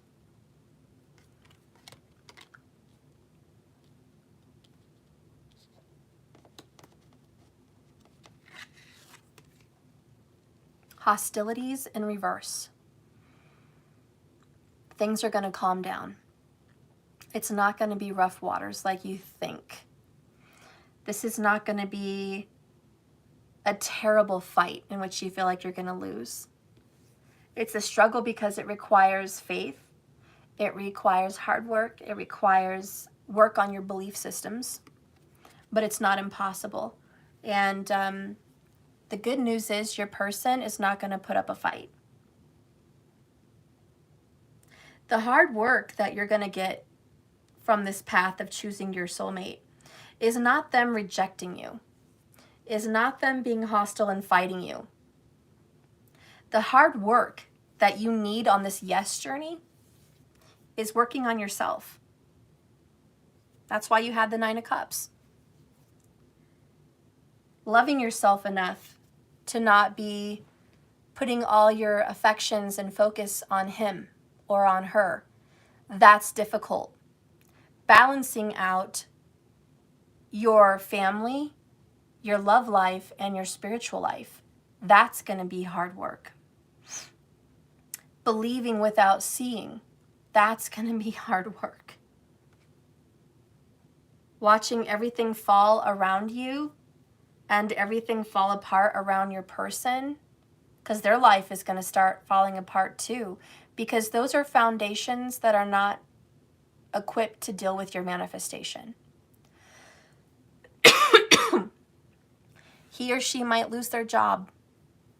He or she might get a divorce and go under financial stress. You might get a divorce and go under stress. You might lose your job. You may be having to move away. You may be forced with cutting out family or friends. They might be forced with cutting out family and friends. Those are all hardships and struggles. And to the naked eye, people are going to go, oh my God, this tower is terrible. It is so hard. I don't know if I can handle all these changes. I don't know if I can handle this transformation. It's a lot. It's very trying and very hard on you guys. But it says have belief, have faith. That growth requires that kind of destruction and change. Don't fight it. Allow this to happen, and that's where your strength is going to come from. That's kind of what I'm feeling. You're going to want to give up. Also, when you say yes on this journey, there's going to be times where you're going to feel depleted and you're going to want to give up. You're going to feel hopeless, and you're going to have a lack of faith because you're not going to see a lot of results. But Spirit says, hang in there. I just need you to hang in there. There's an offer coming. Remember, this Ace of Cups, there's an offer coming. Can you hang in there long enough to see it? The last card is strategy. When you make a plan, stick to it. Even though it doesn't seem like it's going in your favor, stick to the strategy, stick to the plan. Work on yourself, love yourself, have faith, all that good stuff. Okay? Because it will manifest the way it needs to. It really will. Anyways, let's read these. Number 26.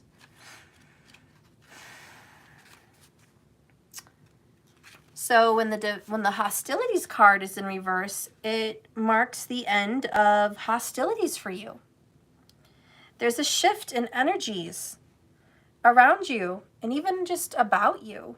The universe is supporting your own internal shift as well. Whether the aggressive action has ended due to external factors or your own intervention. But this card bodes well for more peace and more harmony. Be aware, however, that there may still be some action you have to take, and it may seem on the surface of things that it may be slow in getting better. And I think that's the biggest message. It will be slow in getting better, okay? This card encourages you to let you know that the inner vibrations are changing and the situation will be resolved. Now, vibrations stuck out to me because throughout the reading, through multiple versions of this, we've heard vibrations, vibrations, vibrations, vibrations. Even that card about Kalima, or you know, the oracle card we did earlier, okay? The cream, you know, and it's about the vibration of your voice and how it creates. So this is a good vibration. You're going to have to speak good things. Even when the tower comes down.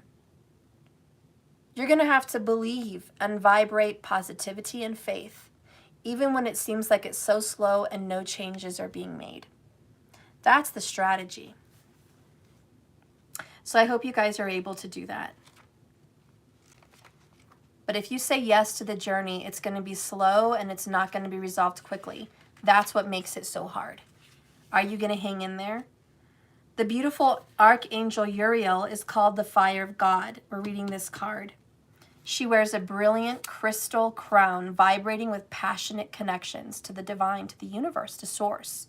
These are amethysts. She brings great wisdom and even power to your 7th chakra energy.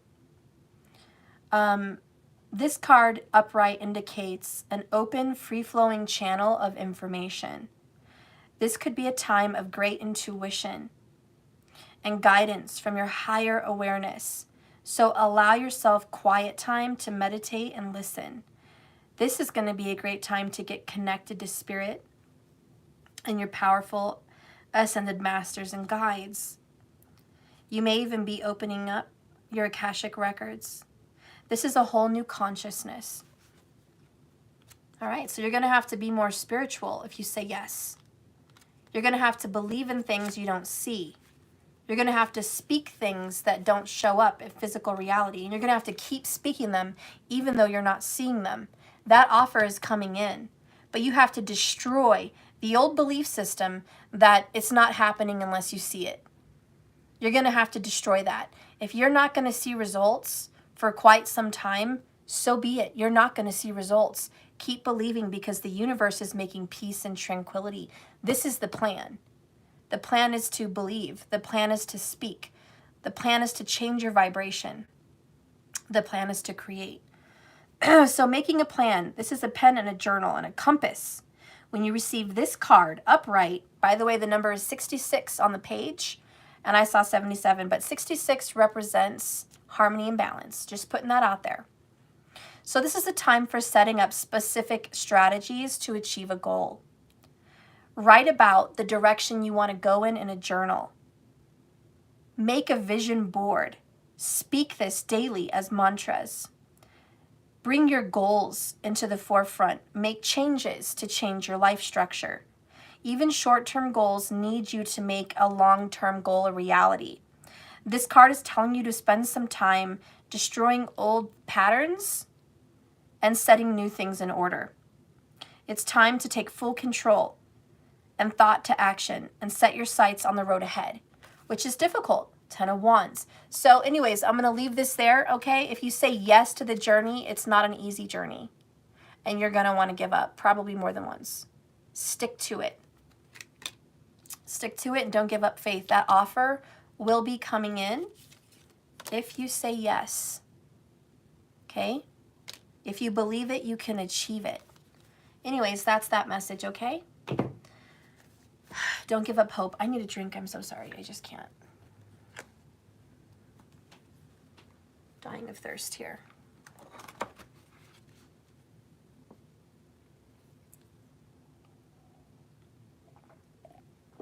Okay. Let's start with this card. So by the way, this is a no. Now we're on no. You have fifth dimension. If you say no to the journey, you'll always have a spiritual connection to this person. That won't go away. You'll still be connected to them in some way, fifth dimensionally. The next card is cycles.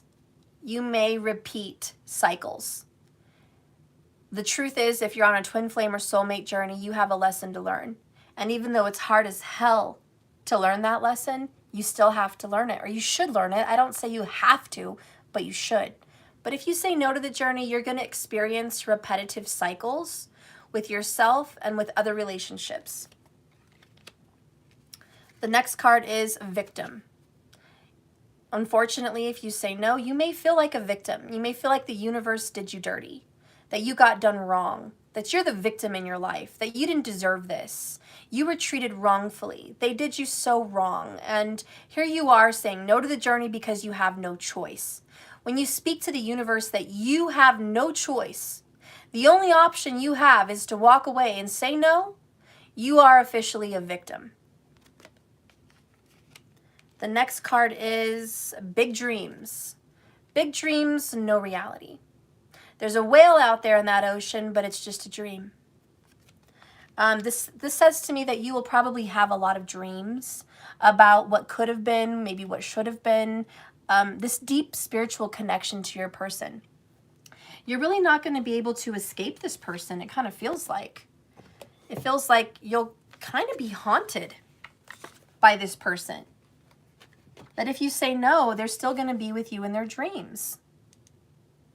In your dreams, excuse me.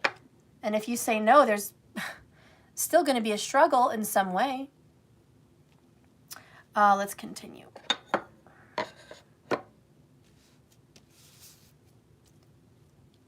Okay. You have Two of Swords. You'll always be riding the fence. You'll not really learn to speak up for yourself, what you want, who you are, who you want to be, what you want to create. You know, it's always going to be stuck inside of you. Like thoughts, ideas, dreams, but no action. This is inaction. And this is tug of war, mind over heart. This is pick a side. And you think you picked a side because you said no. But I kind of feel like sometimes feeling like the victim and like you have no choice is a choice. So saying you have no choice is the choice that I'm not going to go further. I don't have the power to go further. It's not up to me. So you're giving up power to somebody else. You're giving power to your soulmate or your twin, or you're giving power to the universe, or you're giving power to thoughts, ideas, things that don't resonate with your truth, and you're giving power to other people. This is you not choosing to fight for what you want or believe in. This is you just giving up, honestly. Now we have the Hanged Man in reverse. This is unenlightened and unawakened. I'm not saying that you can't be a spiritual person if you say no to the journey, but I'm saying by closing the door and saying no to your soulmate, or saying no to your lessons, no to grow. And Spirit is going to let you do what you want to do. Spirit's not going to hold you back. Pisces vibes, release, let go.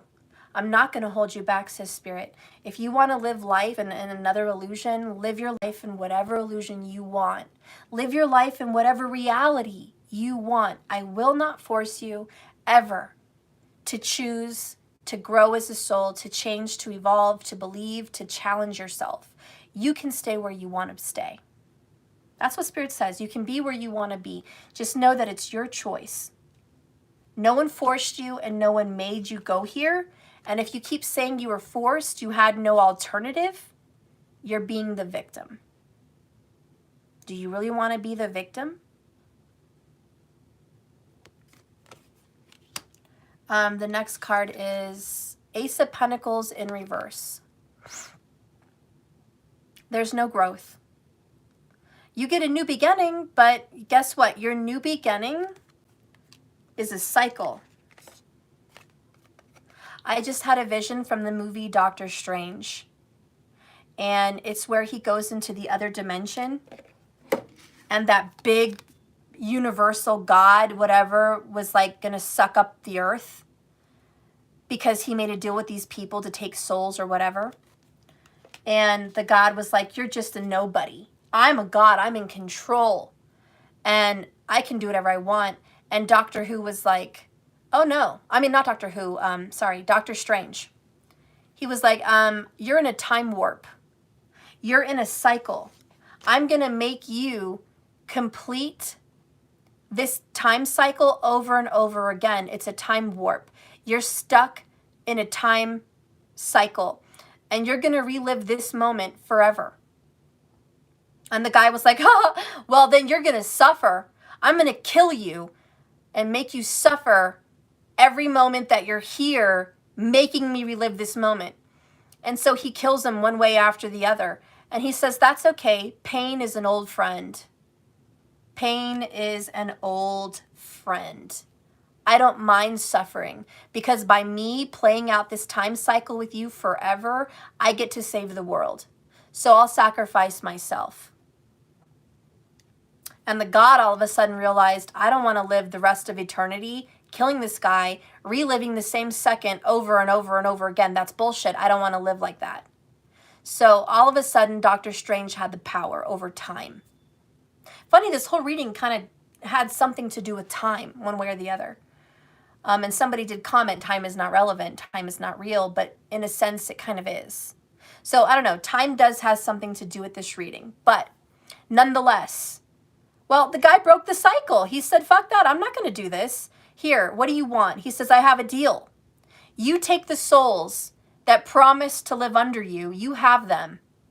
But you release the world back and don't touch it. Don't mess with it. Go after some other world. Don't go after Earth. If you can make that deal, I'll break the loop. Because he had a time loop, a cycle, which is a time loop. And the God was like, okay, fine, you win. I break the cycle. If you let go of the earth. And he let go of the earth and he let the earth alone and Doctor Strange won and the time loop was broken. But back to your reading, Doctor Strange. If you say no to this journey, you will be reliving a time loop. Because remember, you're here for a reason. Most of you are on a twin flame path mirroring for a reason. And a lot of you guys that are soulmates with someone to learn lessons for a reason. And if you say no to the hard work, to the growth spiritually, to believing when you see no results, to speaking before you see results, to changing your faith, to working really hard, to destroying templates, which is the Destruction Tower Storm card, to destroy yourself, to rebuild yourself. If you're not willing to destroy yourself, because you're so attached to yourself and being a victim and who you are, if you're not willing to destroy this template, you're going to relive the template. Probably over and over again. It's just the sad truth. The other cards. You have Angel of Strength, number 50. It's going to be a very difficult journey. So is this journey. Both of them, it's like you need strength. Both of them are hard, but one of them gets an offer. The other one is hard, but it gets cycles and victimhood. Both of them are hard. Choose your suffering. Choose your poison. The next one is the Thinking Woman. Virgo vibes. You're going to overthink your life. You're going to be thinking all the time. Could've, should've, would've. Possibilities, options, choices, decisions, research, learning. But you know the problem with the thinking woman? She thinks so much, but she doesn't take action. She reads about fantasies and fairy tales. She reads about stories of other people, but she doesn't live those stories. It's one thing to be the reader. It's another thing to be in the story. And with that, I'm going to pull from the movie The Never-Ending Story, because that's what this is, the never-ending story. And the little boy that was reading the book, The Never-Ending Story, had to be in the story. He had to experience it for himself. That's the only way that he would change, grow. And they put the boy into the story, and he realized he had the power. He had the power all along, but he didn't know that. And so you're going to learn that you actually had the power all along, like this person over here, to fight, to grow, to destroy old cycles and old patterns, and to ultimately awaken with the 7th crown chakra, and to ultimately, with a plan and strategy, get that offer. Which the cup doesn't necessarily always have to be love. This could be a cup of enlightenment. This could be a cup of spiritual blessings. This could be a happy new beginning. The Ace of Cups, a new emotional beginning and a new spiritual reality and a new love life and just a refreshing, reinvigorating, life-changing elixir. Let me see.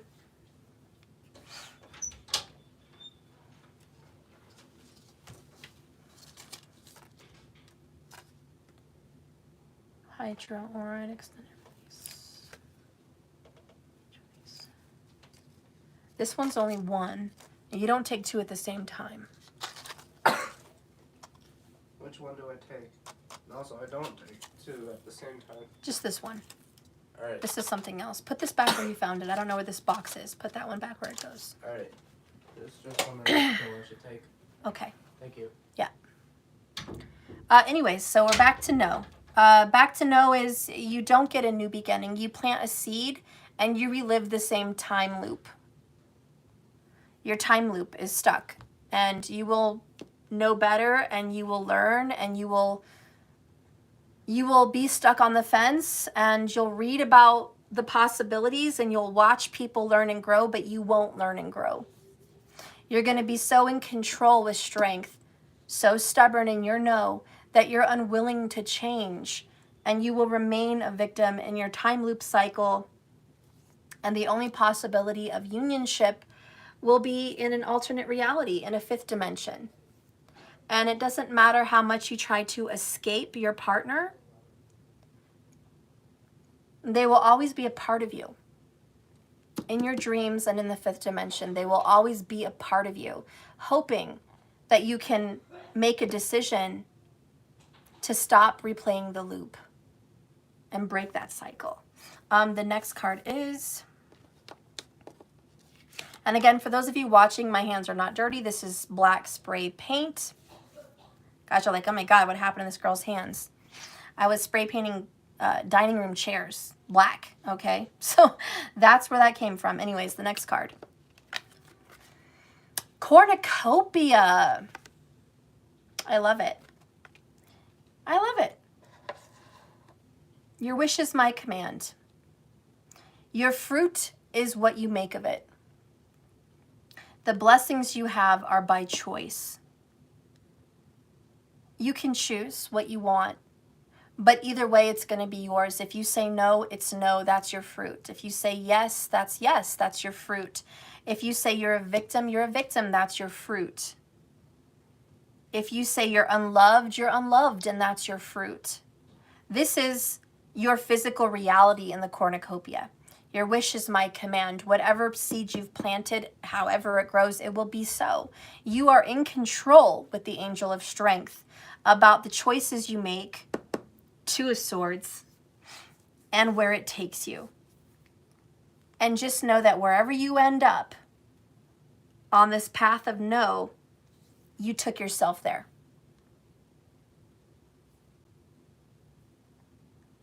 And I have to be honest, because cornucopia falls on top of the Ace of Pentacles in reverse, I feel like the fulfillment of the no is unfulfilling. That's why the Ace is in reverse. That's just how I feel. Your blessings will be, your wish is my command. Your blessings will be,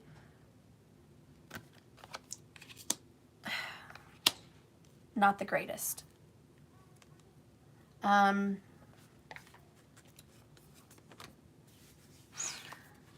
just read that Ace of Pentacles in reverse for you, just in words, what the book says. Because upright, it's about a manifestation, a seed, something coming into the physical. But what the heck, you know, in reverse, it says here, this is about throwing money away.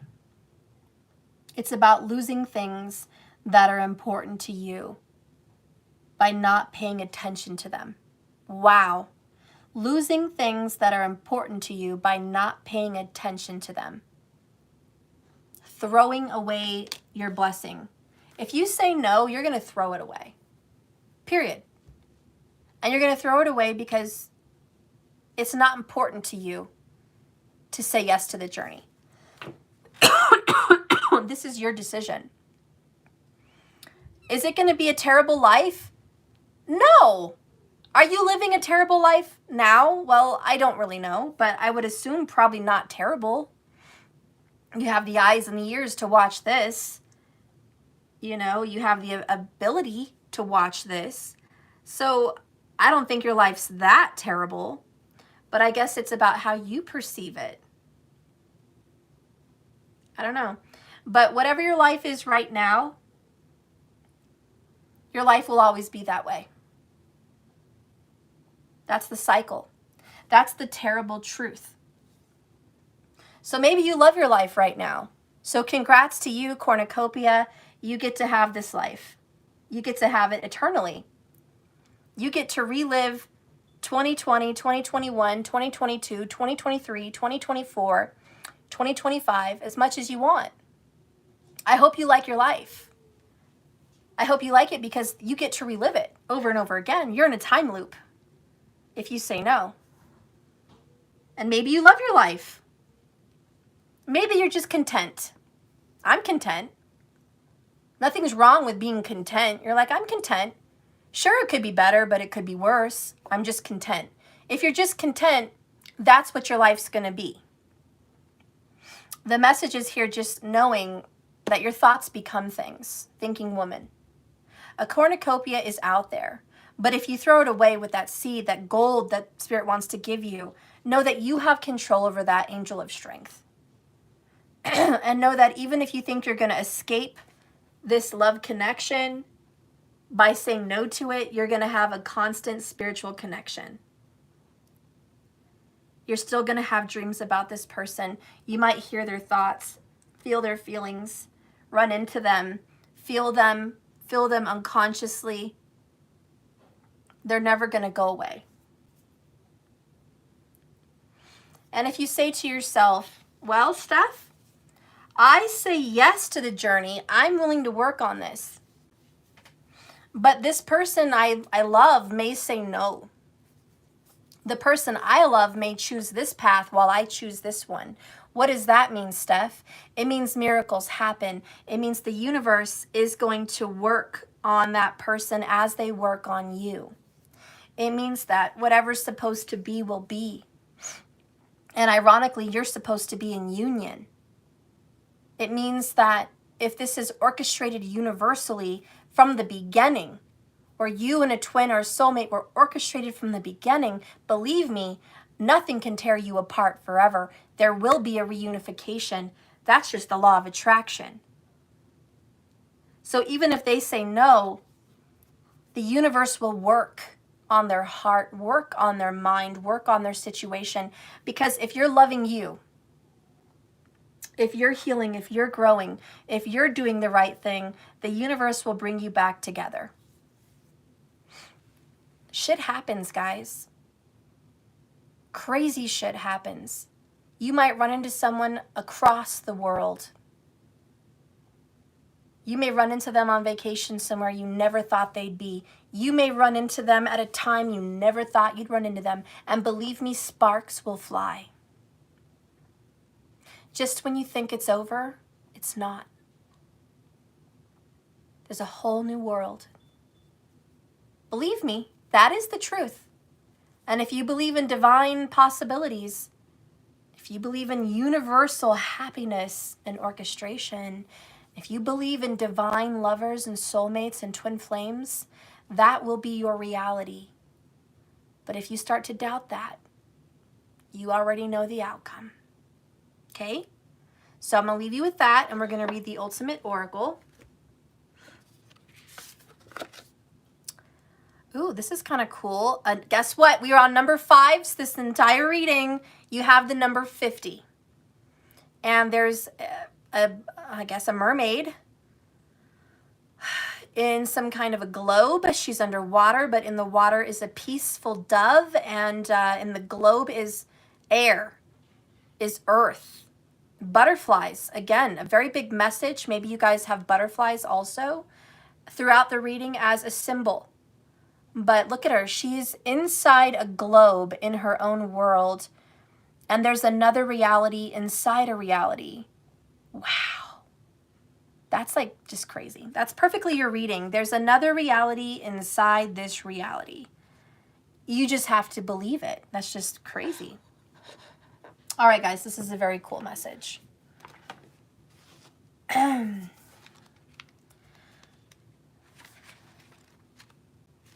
Strange things can happen. So, this card says curiosity, comparisons, and dissatisfaction. One of the most tragic things I know about human nature is that all of us tend to put off living. We are all daydreaming about some magical rose garden above the horizon, far away from us, enjoying the roses somewhere else, some other realm, some other possibility, some alternate universe, some daydream. Instead of enjoying the roses that are blooming right outside of our windows today. Wow, totally not being in the present. That's the message. Some of us are so caught up in daydreaming about union that we're not enjoying the process. How many of you guys feel like you are not enjoying the process? That this is a long struggle. You might as well be in a line with a ticket with a number on it. And you're tapping your foot, looking at your phone, waiting for the line to move. If you feel like you are in line with the number ticket, you're not enjoying the moment. You're not enjoying the roses outside your window. Okay? So anyways, it says here that we are driven at first by curiosity and then by dissatisfaction to consider alternatives of our present circumstance. The grass always appears greener on the other side of the fence, or so we believe. And so it is with the visual token here on this tale of the Little Mermaid.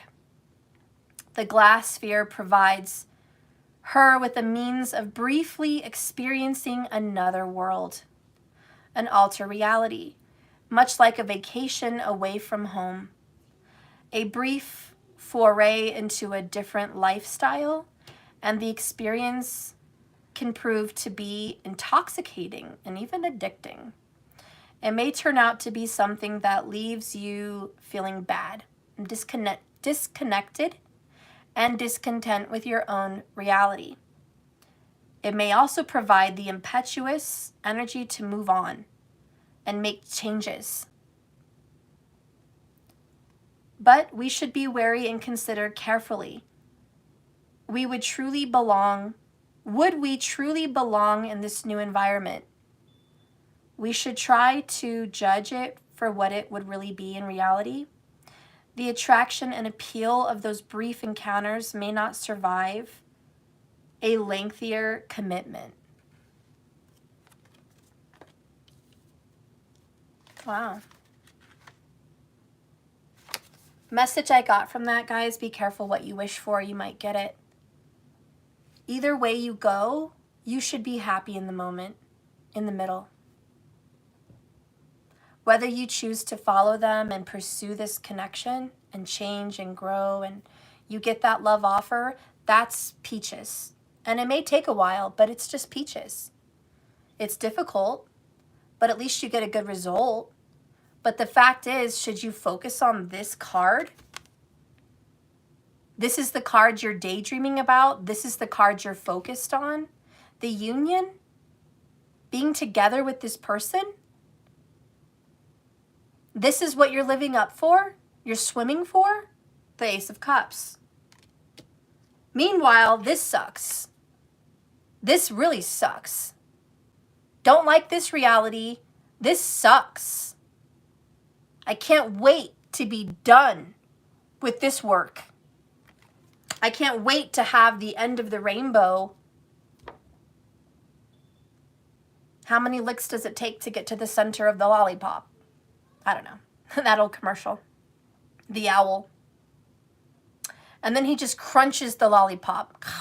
Okay, I got to the center. Because it would probably take too damn long to lick your way to the center of the lollipop.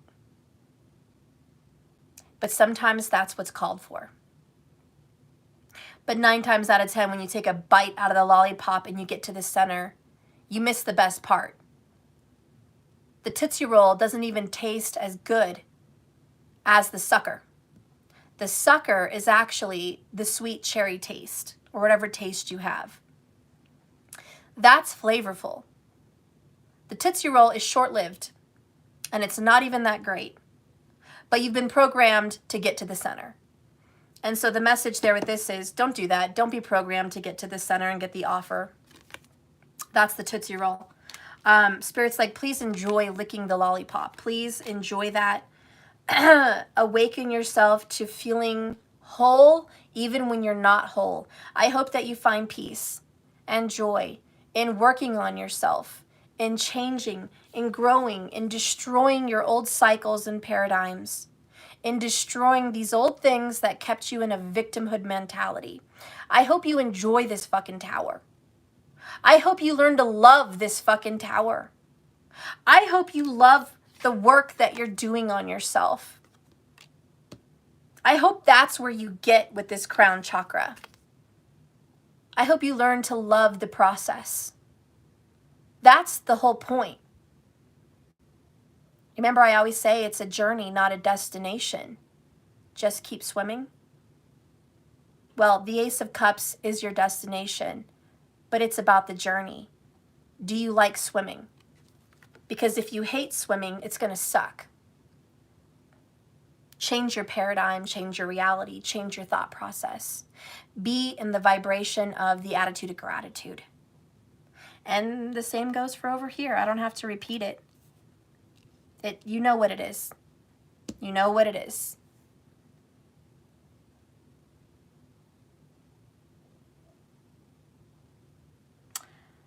The butterfly has to change and grow. I've got butterflies here. I've got butterflies here. I had butterflies with the Queen of Swords and just multiple butterflies in different messages. And the story of the butterfly is you will be broken before you transform. I just hope you guys know that and you expect it. You're in the process of breaking. Maybe you've already been broken and you think it's over. It's not. If you've already been broken, it's not over. You're still being broken. Your heart is being broken open so you can heal. Anyways, you have to break first. I hope you guys are, able to do that. I don't want to leave you hanging on being broken at the end of this message. I want to give you some kind of a peaceful, hopeful, message as we end the reading. So I'm going to leave you with some different message from Spirit. Let's see, which will I choose? I think I'll do the moon. Whoops. Yeah, I'll do the moon oracles.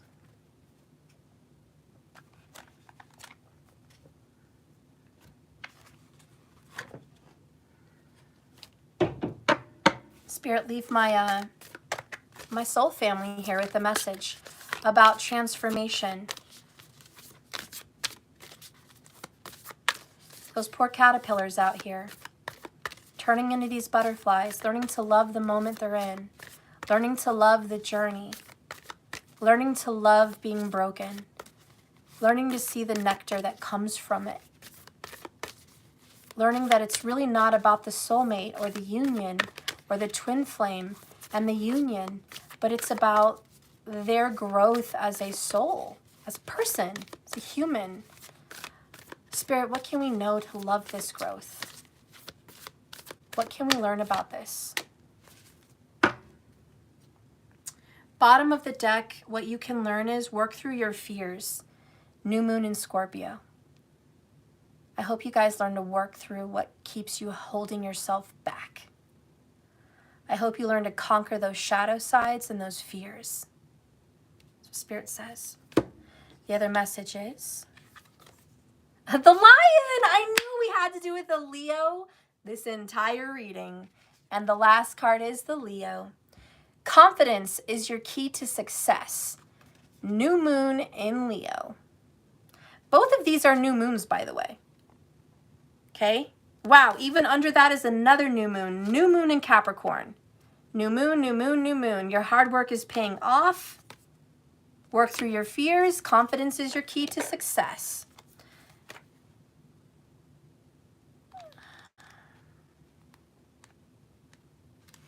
This card tells you guys that no matter what side you pick, you are on a new cycle for you. And whenever you're going to choose to look and feel more gorgeous and be more in the spotlight and make more of yourself, you're going to have more to look forward to. You're going to have more to show off. If you want someone's attention, this card says, hello, it's coming. So you are going to get their attention. However, this may not happen super fast, and it probably won't happen by itself. You have to be willing to do your bit. That means being proud of who you are and what you have to offer.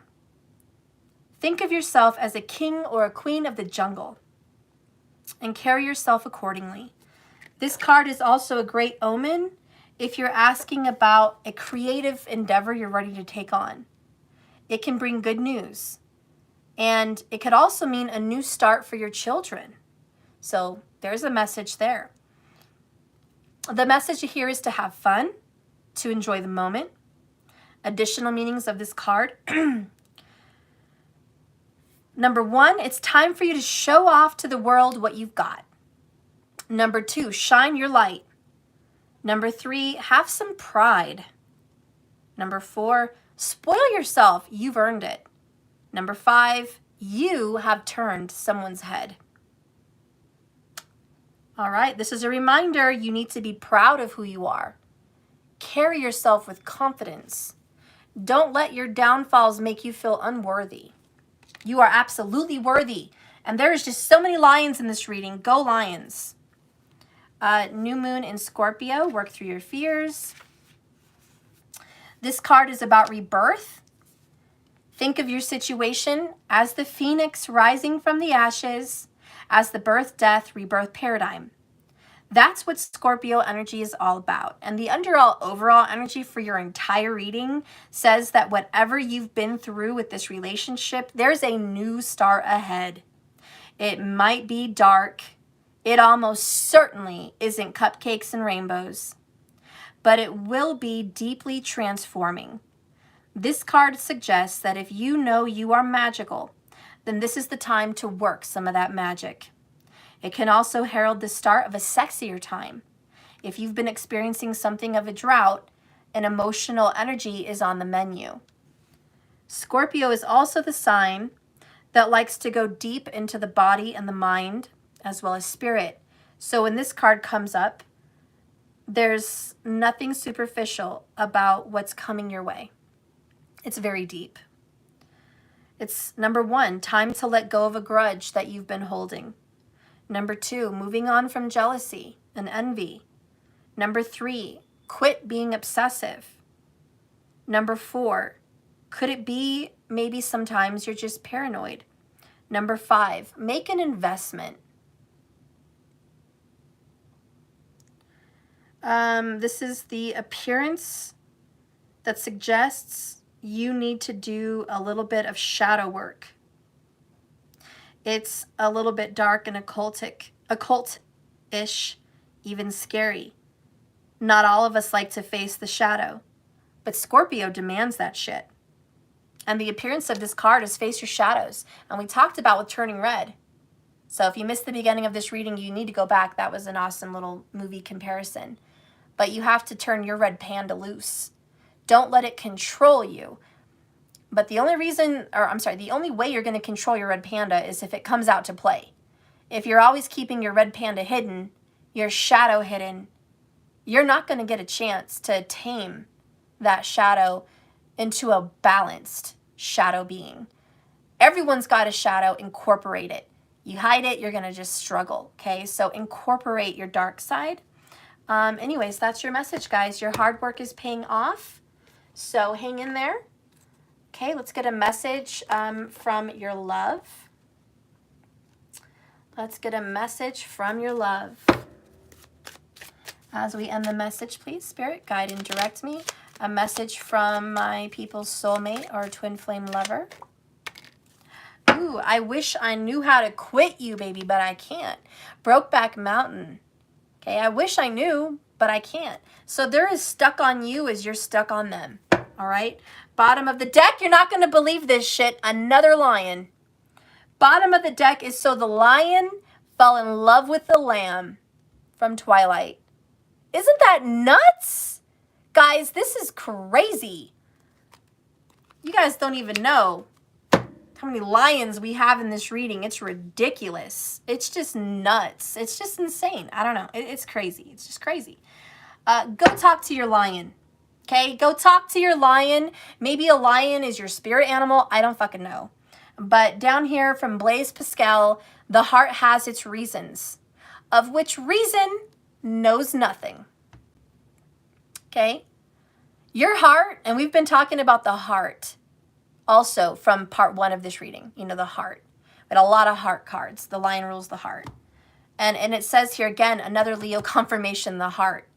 But your love loves this person and they love you, and it doesn't make any sense.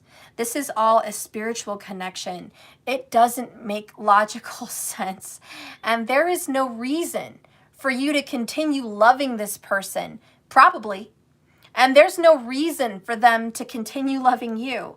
But it's this crazy fucking thing. The heart loves what it loves, and there's no fucking reason. It doesn't make sense. It doesn't know any better. It just does. So I don't know what you guys have to take from this. One of you guys is the lamb. One of you guys is the lion. It doesn't make sense for a lion and a lamb to love each other. One's the prey and one's the predator. But somehow there can be this beautiful lion-lamb connection. Just like spirit with us. How could spirit love the sinner? How could spirit love the imperfect? How could a source so perfect love the imperfect and impurities? How could we be copacetic? How could we coexist? How could we love each other? How could we love our shadow side? It's so imperfect. Somehow, yes, it's a jungle out there. Somehow, we need to come together because we only exist with the other person. Light exists with the dark. It can't be without the other. Hello, sun and the moon. Good and evil. Good cannot exist without evil. Light can't exist without the dark. You can't exist without your shadow side. That's a fact. Your person is not walking their path by themselves. You are a reason and a cause and a purpose on their path. Their path wouldn't be their path without you. Hello. Same for you. Your path would not be your path without them. You would not be here doing any of this without them. You cannot be without the other. And that's why you guys are yin-yang and always connected in the 5th dimension. As above, so below. But you got to work some shit out down here, guys. And you can't sit on your hands and pray and just expect miracles to happen. And you can't just point the finger and say, it's all you, it's all you, it's all you. You're going to have to be the one to fix it. You're going to have to be the one to make a move. I'm just going to sit by till it's time. I don't know who told you and from what Bible they read about how to do anything properly. There is no properly. The only proper way for you is to listen to your higher self. And if you're not doing that, that's the only way you're not doing it properly. If you're listening to others or their walk, their journey, their advice, even mine, fuck me and fuck anyone else who comes on their horse and tells you how to do it. I'm only here to let you know, as a reminder, don't forget about the power you have. Don't forget about the higher voice that comes within you. Don't forget you are the lion and the lamb. Don't forget you are a creator. And don't forget you know better. I'm just a part of your manifestation. I'm a version of yourself. You found me, but I am part of you. This message is you telling yourself, remember who you are and the power you have. And to believe in yourself. And when you think that there's no way, there's always a way. And when someone's not communicating with you, communicate with them telepathically. That Scorpio card said if you have any magical abilities, use them. Use your candles. Communicate through letters. Believe me, it gets received. You even got that message received. Do you know that when your loved one passes on, if you write them a letter on this earth, they receive it in heaven, wherever they are? Whatever message you write in a card or a letter, they get it. And did you know that they will communicate back to you in some way through signs and synchronicities that they receive that message? And sometimes, if you're lucky, you'll meet a medium or a channel that will tell you they received the message. It's true. So if it's true for the spirit world, if it's true that when people leave their body, their DNA behind, and go back to source, that you can still communicate with them, why the fuck do you think you can't communicate with them on this earth when they're closer to you? Why? Why would you think, oh, well, I can communicate with them when they're dead. I just can't communicate with them here on this earth? Bullshit. Absolute bull. They hear you. They receive the message. Their body is not keeping them from you. Trust me. It will reach them. You just need to communicate. So if there is no communication, still communicate. And know that you're going to get answers. Even with someone still alive that's not in communication with you, talk to them, say, I need a message from you. How are you feeling? Talk to me about how you're feeling today. I need to know, am I in your mind? Are you thinking about me? Write that in a letter. Communicate it. Write it in a whatever and light a candle. Okay? And then watch the TV, music, signs, animals, messages, mail, anything that is a response to you. You're going to get a response. Maybe you're going to hear a musical message. Maybe it's a movie. Maybe it's a song when you walk into the grocery store, it's playing. But you're going to get a response and know that you are communicating with that person. And the more you start to communicate back and forth, more of the connection you're going to build. And before you know it, that 5D connection has no choice but to manifest here in this 3D reality. And all of a sudden, fiction becomes real. The untouchable becomes touchable and tangible. You will manifest this into your reality. Confidence is your key. If you don't have confidence in that, where do you start?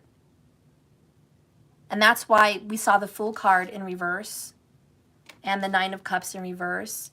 If you don't believe, how can you achieve it? You won't. It's going to be frustrating. 10 of Wands.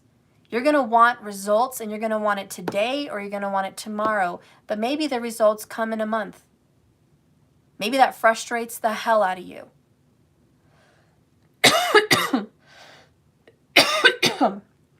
It doesn't really matter. How powerful are you? And the second question is, how happy are you? Because if you're not happy just being alone, changing, healing, growing, manifesting, then you're not happy with your life right now. So how can unhappiness beget happiness? How can frustration and dissatisfaction beget satisfaction and achievement? You are creating your own block. By being unhappy they didn't reply, you're creating more unreplies. By being unhappy they didn't leave a situation yet, you're creating more of they're not going to leave that situation. By not being happy with the status and level you're in right now, you're going to create more unhappy status and position. You are the creator. And I can guarantee you, you're not going to see massive shifts day one, but the times that you actually start being happy with what you have, where you're at, and the position you're in, and you're really grateful for it, you're going to beget more things to be happy and grateful about, and it's going to include them. You're just not there yet. That's why it's hard. You're getting there. You are getting there. I don't know. I'm going to let you guys go. I'm just bitching at this point. Thank you so much for watching my channel. Please like and subscribe if you haven't already. If you want to donate anything to my channel, please do so at Cash App. My symbol is Let That Shit Go 1111. If you guys want to purchase anything from me or help support this channel, there's my connection. They can reach me on my website, www.jks1111.com. Markers, just put it in the chat if you need to click on it and see it. I love you guys. I hope I wasn't too harsh. I hope I didn't scare anybody away. I hope I didn't frustrate anybody. The last thing I want to do is make you feel discouraged. I want to encourage you. So please don't take what I've said today as a discouragement. Please take what I said today as an encouragement. Keep going. And just because you're not seeing results right now doesn't mean you're not going to get them. Just remember, and I know you already know, but just remember to be happy every day in the little things, and you're going to get more to be happy about. I do know that as a truth. They, as much as you, because I think you guys are mirroring, they want to let you go. They do want the no. They want to drop this. It's too hard. Changing is too hard. Making big changes in their life is too hard. Remembering the love you share is too hard. Facing bad decisions because of you is too hard. They want to let you go. If they knew how to quit you, they would quit you today. But they don't. And for whatever reason, they feel like they can't be with you because they're a lion or a lamb. For whatever reason, they feel that you are not a possibility. They will not deny how they feel. And it doesn't matter who says no to the journey. There will always be spiritual confirmations of each other. And there is no escape of that. It's a spiritual knowing. So I don't know where you guys are at, but just know that the love is here. The heart, their heart loves you, even though it makes no sense. Your heart loves them. And believe me, that makes no sense. So the lion fell in love with the lamb, and now what do? What can you do? Make the next best decision. Don't worry about next week, next year, or any goals. It's good to have them, but don't worry about them. Just make the next best move today. Click off this reading, go do something good, make a good decision. The more good decisions you continue to make, the more you're going to be on track. Spirit helps those who help themselves. Can't talk right today. But Spirit will help you if you help yourself. So anyways, I'm going to leave you guys with that. I love you guys. Thanks for watching. Remember, this love, this life, this tarot reading is a journey. It's not a destination. Just keep swimming. Thanks for watching me, guys. And if you have any questions or any needs or anything you want to say, go ahead and put it in the comments below the video. And please don't forget to hit that like button on the way out, please. I'd appreciate you. Please subscribe if you haven't already. And of course, I could use everyone's support, so hang in there. We're going to be doing our $22 Celtic Cross tomorrow. So get ready for that, guys. I already have a few of you on the list. I'm not going to do a whole bunch of people. I think I might do 10 to 15 people. So if you want to be on that list, please go to Cash App. Money symbol, let that shit go. 1111. Let that money go, baby. And get a reading for yourself. Celtic Cross tomorrow. Those are going to be for people that want to be a part of the 22s. It's $22, by the way, on the 22nd. So I'll see you guys then. I'll post when enough people have ordered it, because I don't want to overdo myself.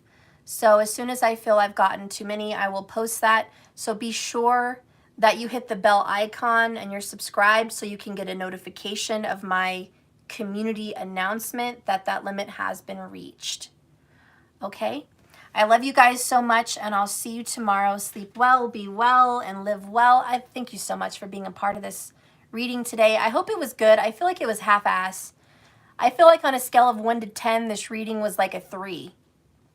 I don't fucking know. I beat myself up a lot, but I could have done way better. I don't know. This wasn't projected as well as I wanted. It wasn't organized as well as I wanted. And it just frustrated the fuck out of me, to be honest. I don't even know if this message was clear to anyone, but I just hope that it made some sense to whoever it needed to make sense to. And thank you, Spirit, for using me as a channel and some kind of a messenger, as half-assed as it was, to get this point across to who needed it. Thank you, Spirit, for using me to do this kind of work, to help people in the world. And I'm just very grateful. Thank you, Spirit, first and foremost, because without Spirit, I wouldn't be here. I wouldn't have my gifts. I wouldn't have my mind. I wouldn't have my voice. I wouldn't have my abilities. So I'm just very grateful. Very, very grateful. All right, I hope you guys leave and you're grateful today. I'll see you guys tomorrow. Much love.